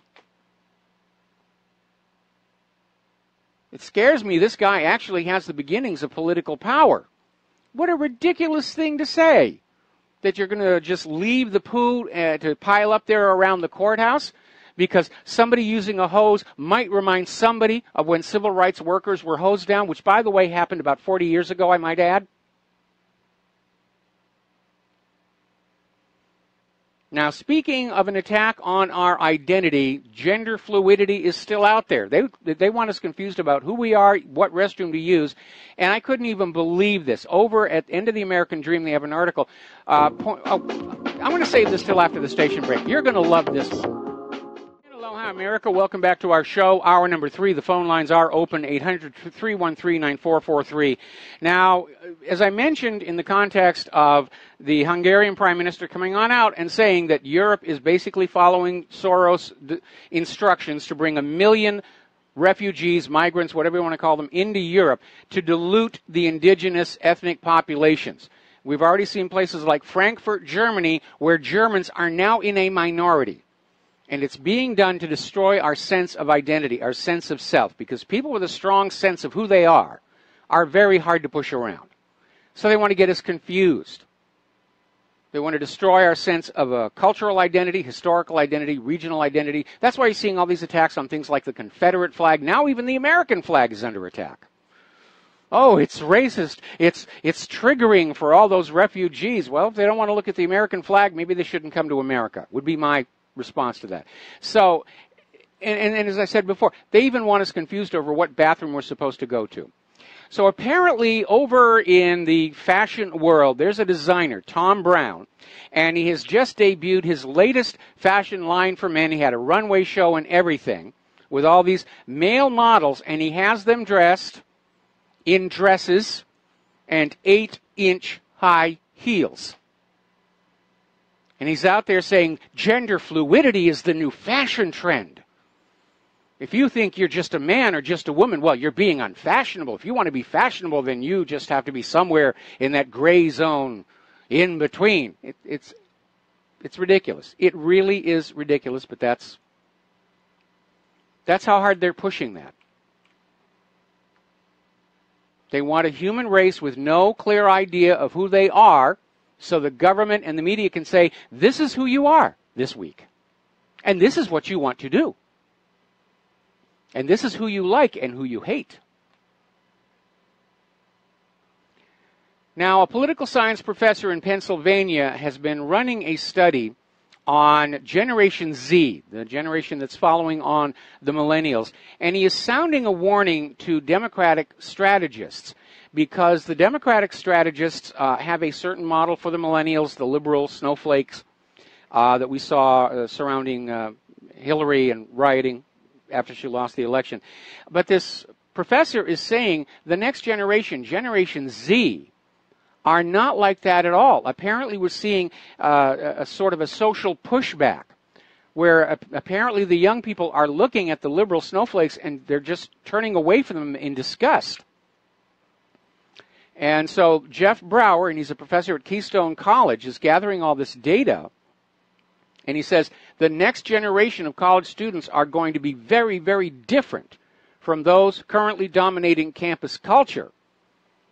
And basically saying that Generation Z are not going to be liberal Democrats. They're going to be much more like moderate Republicans. And that, of course, is good for the GOP. And not so good for the cult of her Hillaryness. Now, as you know, I've had concerns about Uber. It's supposed to be this hugely successful company. It's valued very highly, but it's losing money like crazy. It's driving regular, certified, bonded taxi cab companies out of business. And there is another aspect of it you should keep in mind. Over in the Independent, they're reporting on this Uber driver who would make it his business to basically wait outside London bars for drunk women to call for a ride home when they couldn't drive. And apparently he would attack these women. And he's been sent to jail for 12 years. And he was literally out there just looking for these women, targets of opportunity. Man's name is Jahir Hussein. And he was operating in the Shoreditch area in the east of the capital. And the problem is that we live in a society that has lost all moral compasses. And so anything that one person comes up with that might be of a benefit is quickly turned to another form of criminal behavior by others. A good example would be Craigslist, where everybody's out there saying, go to Craigslist, you can buy a great car there and everything. And then I do a little research, and I find there's a lot of criminals who are using Craigslist. They'll put up an ad, car, have to leave the island, car for sale, great condition, New Year's desperation sale, $2,000 cash only. And then you show up, and they rob you of the cash, and they're gone. And unfortunately, it does happen a lot. And with our police really busy writing those very profitable traffic citations to the tourists, doesn't look to be correctable anytime soon here. There's been another WikiLeaks release from the HiRise project of the CIA. HiRise is an Android application, and it masquerades as a tide monitor for those of you who are sailing or fishing. And what it does, it literally sets up a network from device to device to device to allow spy information from your Android to reach the various CIA listening posts. If you're out of range, it literally does a peer-to-peer. Now, I have a point I want to make. The United States government is using our devices to spy on us. They're using up our compute cycles, our memory, our bandwidth, our electricity. The very last part of that Fifth Amendment says the government cannot take our property for their use without just compensation. The U.S. government is literally stealing millions and millions of dollars of compute cycles, memory space. I think it's time for a class action lawsuit. But of course, again, the government isn't following the Constitution. If they were following that Fourth Amendment, they wouldn't even be in our devices without a warrant based on probable cause. We're going to do a shout out now to our on-air affiliates who are rejoining the network, and we are going to take a phone call from Mike in Brazil. Aloha, Mike. Welcome to the show. What's on your mind? Hi, Mike. I haven't been calling for a while. I had a big problem with my dental surgery, but anyway, I feel a little better. I hope you can understand what I'm saying. But I understand anyway, you just fine. I said okay. I understand. I was going to make a couple of comments about Mike Pence. First of all, actually, it's a question. Who picked Mike Pence as VP, as a running mate? I think that was basically some deal-making within the Democratic National Committee. Well, from where I stand, I think Mike Pence is a Trojan horse. I never liked the guy. There is something about this guy I don't like. And I never liked him from day one when I saw him on television.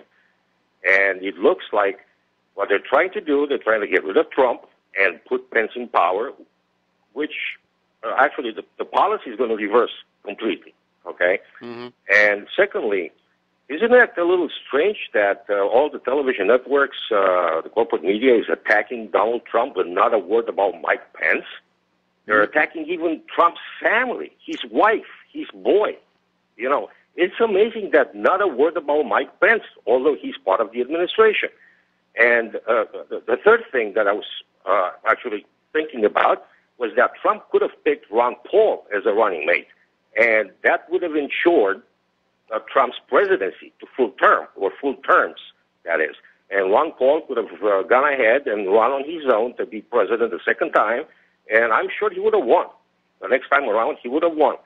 And what do you think about this? Well, a lot of us people who wanted Trump to win the White House were recommending Ron Paul, but we know that the vice presidential spot is subject to a lot of deal making, and you'll have financial backers and the power players within the Democratic National Committee saying, no, you got to have this guy, we got to play to these voters and back and forth. But you're absolutely right. The idea that they may drive Trump out of office or shoot him out of office and Mike Pence becomes the president. The problem for the Democrats is that Mike Pence might not be all that much better in terms of their progressive agenda. In terms of reversing Trump's agenda, Trump's already reversed all the major ones. He's going along with the war agenda. He doesn't seem to be going after Hillary Clinton. He doesn't seem serious about vaccine safety or honest elections. So at this point, this is all about protecting that narcocracy. Because Trump is still a wild card. He's cooperating now. He's going along with it now. He's successfully corralled, but he could try and break out, and that would be a major issue. What amazes me are all the Democrats who think that there is still some magic mechanism out there by which they can get Trump out of the White House and Hillary in, and it's just not going to happen. And as I mentioned earlier in the show, they're already running polls about Hillary running in 2020. The poll results are absolutely disastrous, but the fact that they're running the polls tells us, yeah, she's thinking about it. Yeah, I heard you. I heard you covering this. But the thing is, doesn't the candidate, the presidential candidate, doesn't he have a say in, for example, who's going to be his running mate? Yeah, he has a say, but like I said, there are deals that are being made for political support, for financial support. It's one compromise after the other. I still can't imagine how the heck Sarah Palin wound up as McCain's running mate. That cost him the election right there. Yeah, definitely. Oh, by the way, this reminds me of you're talking about the backroom deals. This reminds me of Bill Clinton when he was interviewed. I believe he was on Fox News. And that was a long, long time ago. It was in the early 1990s. Yeah. And I don't remember the exact question, what it was, but I remember Bill Clinton saying, well, by the time you become president, somebody else makes all the decisions. So that explains why Trump took that 180. Well, I'd sure like to know who is actually making these decisions. Certainly it's nobody that we ever voted for, and that's another reason why we have to understand the United States as we think it is, as we're taught it is in the school, television and movies, certainly as it appeared to be when I was very, very young. That nation is now gone, and we're living under a fascist economic dictatorship. Yeah, and another thing is, whatever happened to that Mike Pence investigative committee into vote fraud? Have you heard something? Yeah, they're actually still out there working on that one, and I think Mike Pence, knowing that he and Trump were facing massive election fraud, he might be motivated to actually do something about it. The last we heard, though, is that many states are refusing to turn over their voting data to this committee, which tells us right then and there they've got something to hide. And we're looking. No, I was going to say that. I think there are like 14 states they refuse to turn over the voter data. Yes, and one of them, something like that. But another thing is everybody refers to this adversarial party as the Democratic Party. Well, I got news for people, because this is not the Democratic Party. This is a neo-Bolshevik party, because, Mike, just look at the agenda. Look at the laws, the bills they propose. It's basically right out of Stalin's playbook. This is basically a Stalinist organization. The methodology they employ, the strategies and the lies, the never-ending stream of lies, and this is basically a neo-Bolshevik party, Mike. This is not a Democratic Party. I remember Jimmy Carter was I like the guy. He was very naive, but I like the guy. He was a Democrat in the true sense of the word. But these people today, in 2017, these people are Bolsheviks. Believe me, they are Bolsheviks. I look at their agenda, I look at the bills they're proposing, and they're ever more restrictive. They're trying to turn the United States into the most oppressive totalitarian system that probably even Stalin would blush. Well, they can hardly call themselves Democratic anymore with this attitude that's come out of the Democratic National Committee that what the Democratic voters want for a candidate really doesn't matter anymore. It's up to them. And right now, the DNC is defending themselves against a lawsuit on behalf of Bernie Sanders' donors simply by saying it really isn't up to you. And if that were true, then why even have primaries? So obviously there was an illusion and a fraud there. But when the DNC ignores their own Democratic rank-and-file voters, they cannot call themselves Democrats anymore. Yeah, one last point I'm trying to make, and I'll let you go. I heard you talking about Luis Ignacio Lula da Silva.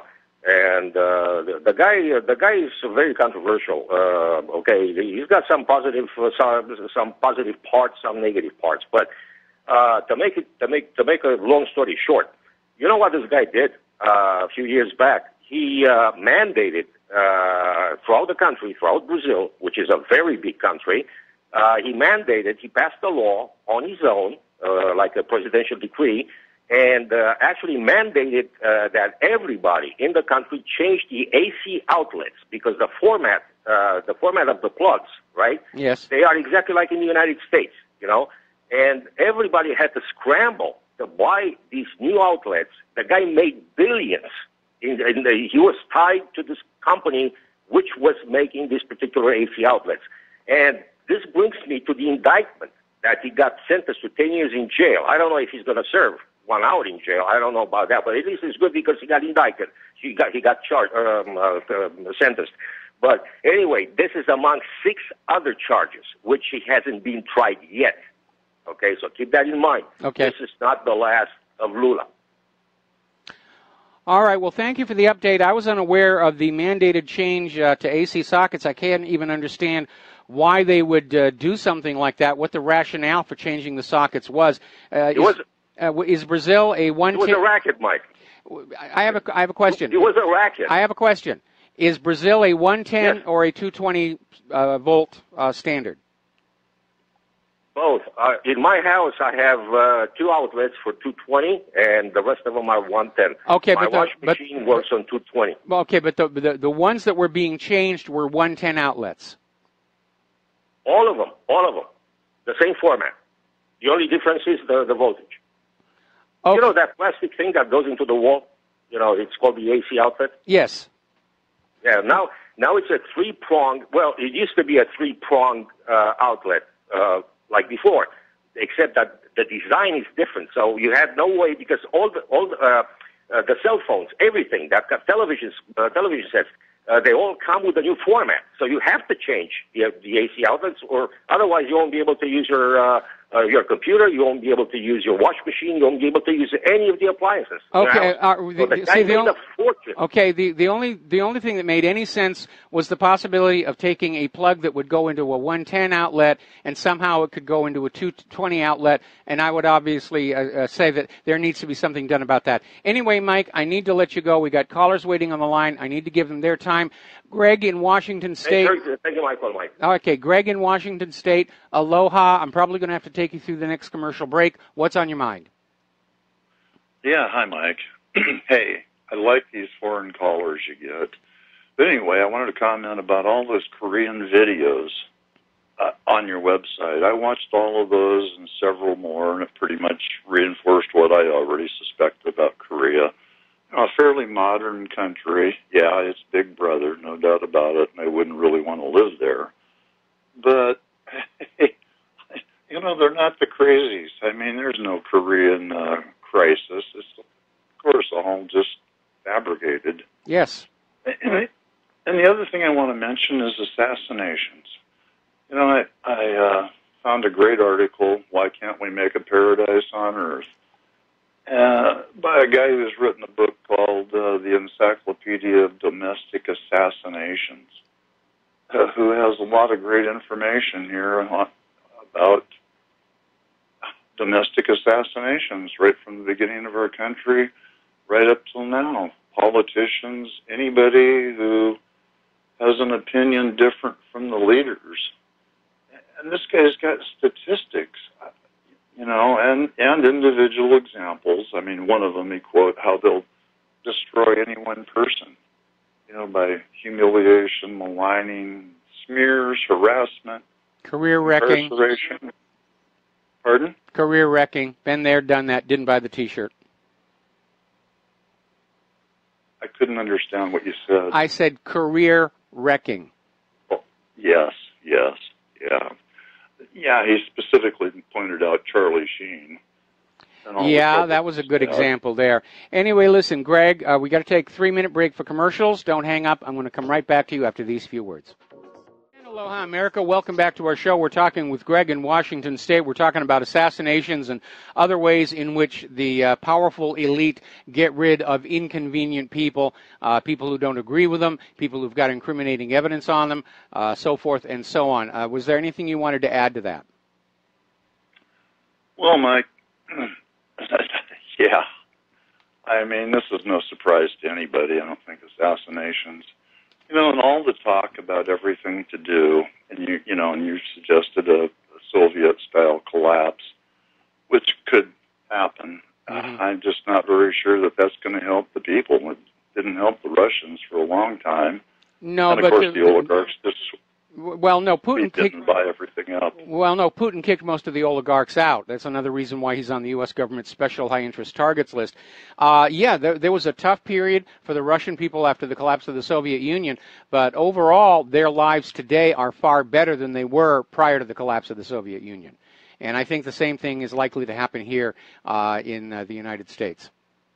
Well, it could if we had a guy like Putin, not that he's any saint, but who knows who would come to power? I mean, the owners are still going to be around. They're still going to have the money. The reason I mention assassination is, hey, I'm morally opposed to killing. But when you're in a battle for your society, for your life, you got to cut the heads off of the snakes. Yeah, but there are more heads behind the snakes. I mean, it's a systemic problem, and the reason I don't go along with all this talk about assassinating somebody is because it is a systemic problem. It's not just one person. It's the system as a whole, and the system has to come down, and there's only two ways it's going to come down. One is an armed revolution, which I'm adamantly against, and the other is sit back and let it tear itself to pieces, which it's in the process of doing right now. Okay? Yes. Well, yeah. Yeah. All right. Well, Greg. The other thing to do is seize all the wealth of all the rich people. I mean, everybody. Governments, corporations, all the rich, throw them in jail. I mean, yeah, I know that's a fantasy. Well, that's what an armed revolution does. That's what an armed revolt will do.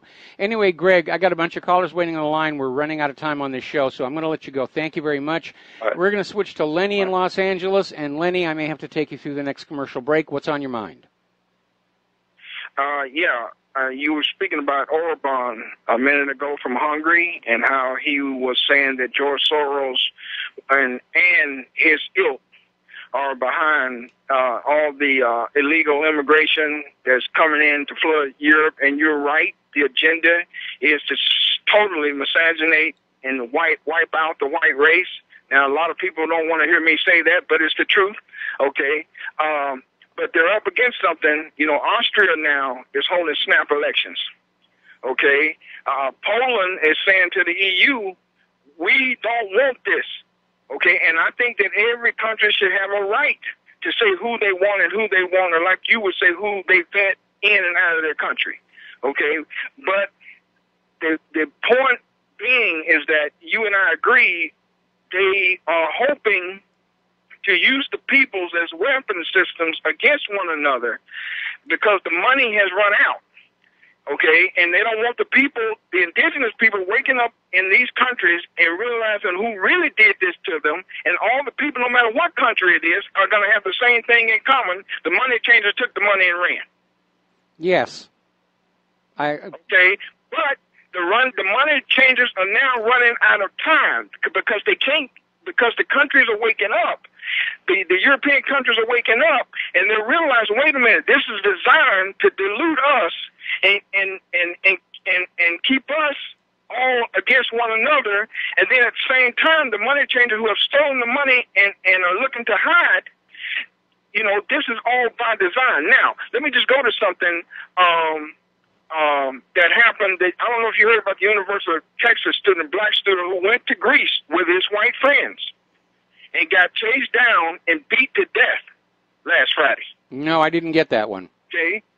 Yeah, he got chased down. It's on camera. I mean, you know, I'll try and send it to you, but it's on camera. And he got chased. He was in a club, minding his own business with his white friend and a bunch of Serbs in Greece. You know, just looked at him as being one of the Arab or African immigrants, chased him down and beat him. Now, this is just... Okay, Lenny, I'm going to have to put you on hold. Don't hang up. We're going to take 4 minutes worth of commercials, then we're going to come right back to you. And aloha, America. Welcome back to our show here. We're talking with Lenny in Los Angeles. We're talking about the New World Order and its obvious stumbles.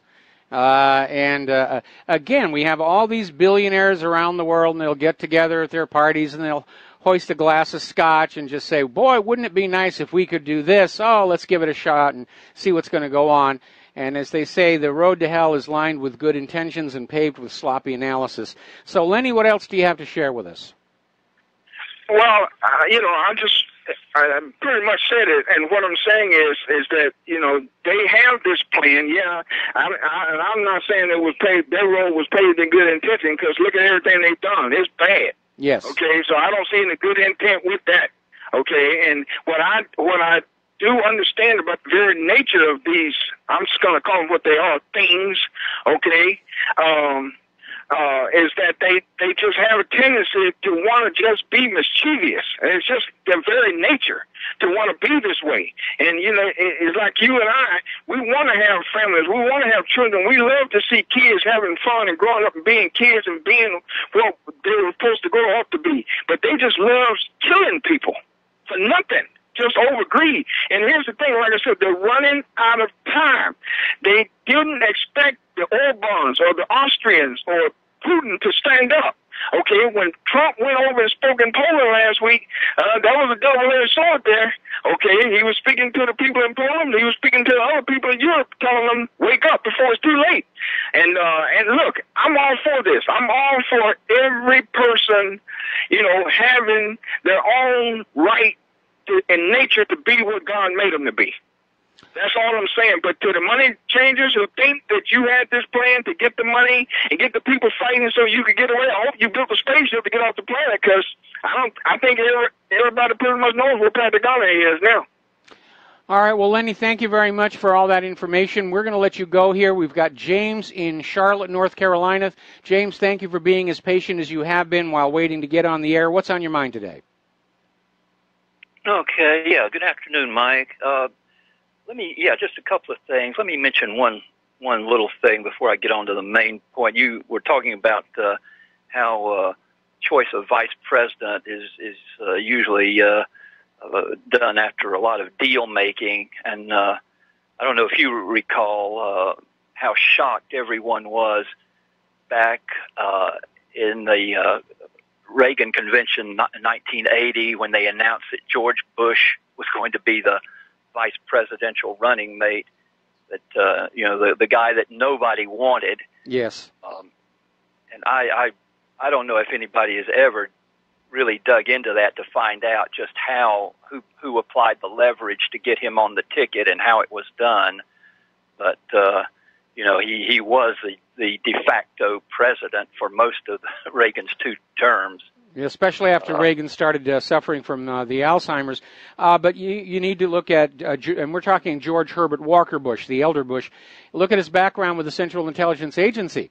And the CIA loves to decide who our rulers are going to be. And the deal may have simply been that simple, where Bush goes to Reagan and says, look, I'm still calling a lot of the shots at the CIA. The CIA is controlling the media. I'm your VP, or the media is going to turn on you, and that will be the end of your political aspirations.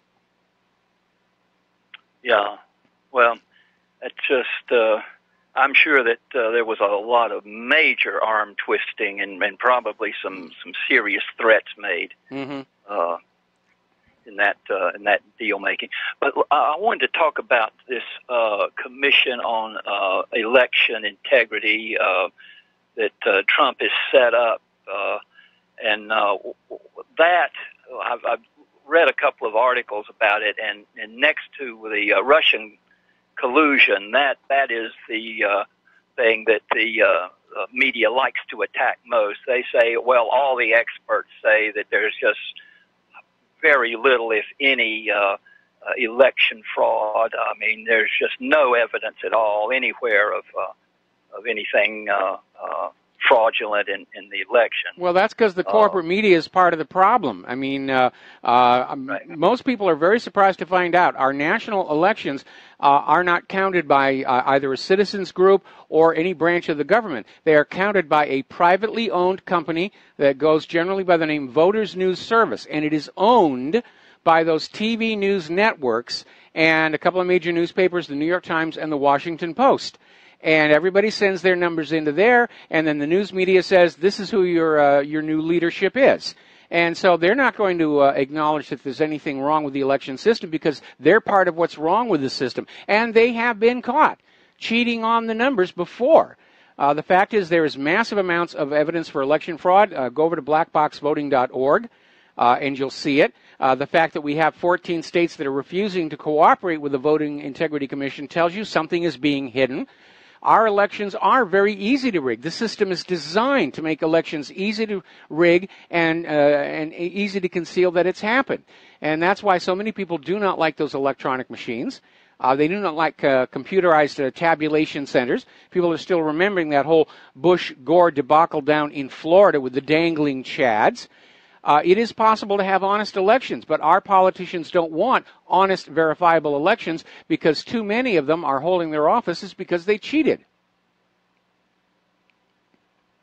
Yeah, you're absolutely right. I hope that they can find some way, some means of leverage to get the states to comply. I think that this commission is definitely one of the better things that President Trump has done, and I hope it bears at least some success. It's hard to say. I mean, the media is against it, and a lot of the politicians throughout most of the states that are not wanting to comply are certainly against it.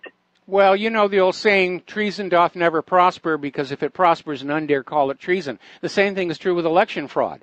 When you have an entire system that is part and parcel to the stealing of elections and the disenfranchising of the voters, as openly displayed by the Democrats last year, the people who benefit from that system, who have gained power from that system, they don't want it to change at all. And it has to be changed. It's not going to be enough for Mike Pence to come on out and say, well, we detected a little bit of election fraud, blah, blah, blah, blah, blah. Both Mike Pence and Donald Trump have to understand that unless they do a serious top-down overhaul of the entire election system, with national standards and mandatory voter ID laws, that the election riggers are just going to double down on their efforts come 2020.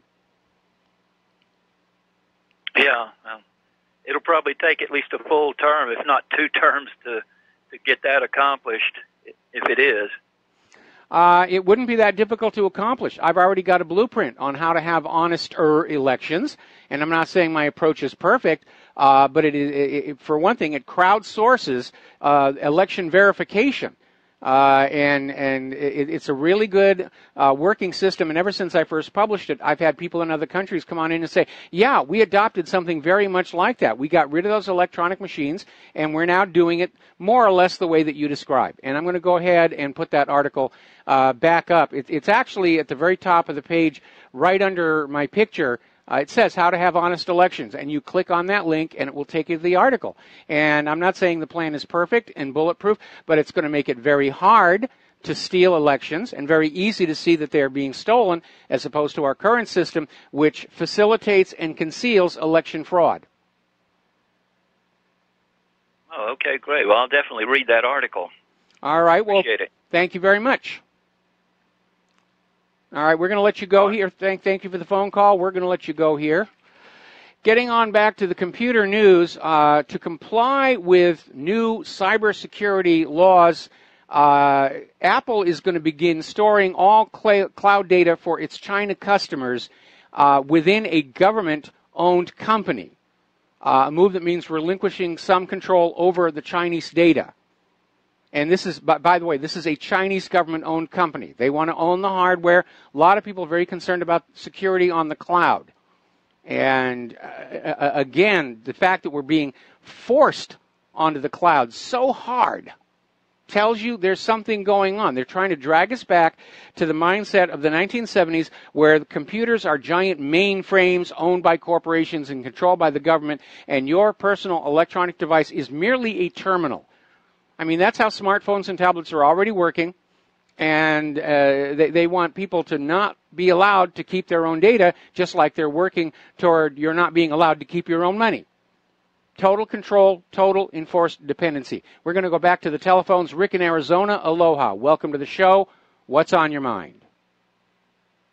Yeah, you made a comment about the elections. I think as far as them fixing the elections with the die bowl machines is maybe a fallacy. I mean, they just give you the people that you're going to vote for. It's like it was Hillary and Trump. Trump's not much different than Hillary. I mean, if you take a look at what's been going on, I don't see where, I mean, if you take a look at what's happening, Hillary could have been doing the same thing, except for maybe something around the edges. And that one caller back about he wanted a piece of the pie. I think it's time that we start looking into getting some of the national resources that are being gobbled up by these corporations to pay for national health insurance and take a lot of the expense and the expense is killer, and let people have better lives to live. It's time. The time's up. They've made enough money off of gouging us for the last 40 years. It's time we start throwing that into the debate, and that's all I got to say, Mike. Thanks for taking my call. Let me take your 2 points. First of all, on your last one, the problem is money junkies cannot feel that they are rich unless they look around and see everybody else is poor. So the idea of allowing some of that money to flow back so that we can have better lifestyles, it is something that is against their religious beliefs, if you will. Now, with regard to election... With regard to, and please don't curse on this radio, we have on-air broadcasters who can be hit with a fine. With regard to election fraud, it does exist, and there's a lot of it. And again, I refer you to blackboxvoting.org, which is run by Bev Harris. And Bev Harris featured very heavily in the HBO documentary, Hacking Democracy, which demonstrated how easy it is to change the results on the elections. And I don't care who is cheating who. If cheating is going on, it discredits the election and the results. And my philosophy on this is if a government cannot prove beyond all doubt the accuracy, honesty, and fairness of the elections by which they claim authority over the people, then the people are they're not obligated to obey that government's dictates, to pay its bills, and certainly not to sacrifice life and limb of our children in these foreign wars of conquest. And that is why election integrity is so important. It isn't a question of who's better or who's worse. The question is we, the people, need to be put back in control of who gets to sit in those high offices. And we've lost control. Last year, we succeeded in regaining it. Trump, for all of his failings, was put into the White House over massive election fraud and media manipulation. And that's a victory for the ordinary American people, and we need to hang on to that. Well, okay, I would just say, I think we should start debating, concentrating our efforts on making life better for people in this country by nationalizing the national resources that have been used up by people for the last. It's just family nepotism. This is families that own this stuff. It's time that we get a little relief. And I would like to see the debate go that way. Thank you for taking my call. All right, Rick, well, I understand what you're saying, but all the debate in the world is not going to change the system until the voters are guaranteed to be put back in control of who is elected to high office. And it's a big issue. The numbers that have come on out from some of these voting integrity watchdog groups are showing us the election fraud problem is huge. It is nationwide. And Hillary was relying on it to win the White House. That's why she wasn't going on out and doing a lot of these rallies and stuff. She didn't feel that she needed to. She had the media on her side. She had the vote riggers on her side. But the American people just voted for Trump overwhelmingly. And election fraud cannot reverse a landslide.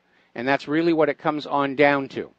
All righty, we're going to let that go here. Now, getting on back to the world of computers. over at BBC, they're reporting on this U.S. scientists managed to encode an animated GIF, just 5 frames of a horse galloping, into the DNA of a bacteria using the CRISPR tool. And it sounds like an amazing accomplishment, and it is. My concern is when you start assembling DNA to encode digital data, how do you guard against accidentally creating a strand of DNA that might have adverse effects if it goes into the wild? Human genes are not always complete. You have fragments of DNA that are floating around, such as prions. There's a risk here that is not being dealt with. Now, one of the risks is the fact that CRISPR is known to not only affect the section of DNA being worked on, but it produces unwanted side effects. So now the CRISPR-Cas9 gene editing system, they claim they have added special proteins to protect the rest of the DNA strand from being accidentally edited. In effect, a kill switch for the unwanted side effects. At least that's what they're claiming. But again, I cannot stress how dangerous it is playing with the very code of life, especially for something as silly as a galloping horse GIF. How do you know you're not accidentally creating something in that DNA that, if it were to merge with the bacteria, could turn it into something very, very lethal? Something impossible to stop, an extinction-level event. There's clearly a danger there. When you look at some of the things that have happened with GMO already, unwanted, unexpected side effects. Remember the Morgellons disease? The doctors and media said, oh, it's just in their head, where these fibers were growing out of people's skin. And where it was all happening were where they had these early experimental GMO plots growing. And somebody got some of these fibers that were growing out of people's arms and analyzed them, and they found plant DNA. We may have already had our first GMO accident out there, and like everything else, it's being hushed up to protect corporate profits. Now, apparently, in the case of Naperville Smart Meter Awareness versus the City of Naperville, the courts have ruled that searches of your life using your smart meters are reasonable. In other words, if somebody wants to know what you're doing in your house, it is reasonable for them to have access to your smart meter and just look at what appliances you're turning on or turning off. The justification for it is people who are growing marijuana in their basement, their electricity usage on their basement lights is going to be much higher than for the other normal living areas. Therefore, there is something going on there. But again, as a tool to simply spy on law-abiding citizens and monitor them, again, clear Fourth Amendment violation, in my opinion. Going to take a break for commercials. Back with the last segment of our program after these few words. And aloha, America. Welcome back to our show. Last segment of this program here. And the U.S. government, General Services Administration, has now deleted Russia's cybersecurity firm Kaspersky from 2 lists of government contractors, citing a need to ensure integrity and security. Now, Kaspersky offered to let the source code for the product be inspected. They were still kicked off, and Kaspersky says his company is the victim of politics, and yes, that's exactly what's going on. They got to demonize everything connected with Russia, and I'll tell you, I would trust Kaspersky long ahead of any security products produced right here in the United States of America because of all the backdooring that we know is going on from the U.S. government. The courts have once again ruled that citizenry has a right to record police officers out in public doing their job on the taxpayer dollar. Police departments and police officers are trying to say, no, you don't. But every time a case actually goes up to the appellate court's saying, no, the First Amendment says they can videotape you, can take pictures. Police out in public do not have an expectation of privacy.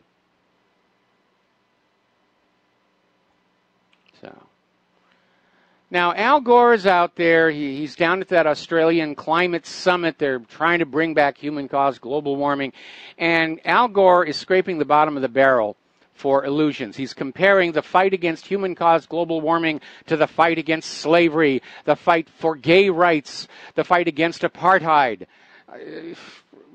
It's really kind of nonsense, but that's what he's trying to do. And I think a lot of it has to do with the fact that he's got another movie coming out, The Inconvenient Sequel, which I certainly have no intentions of seeing.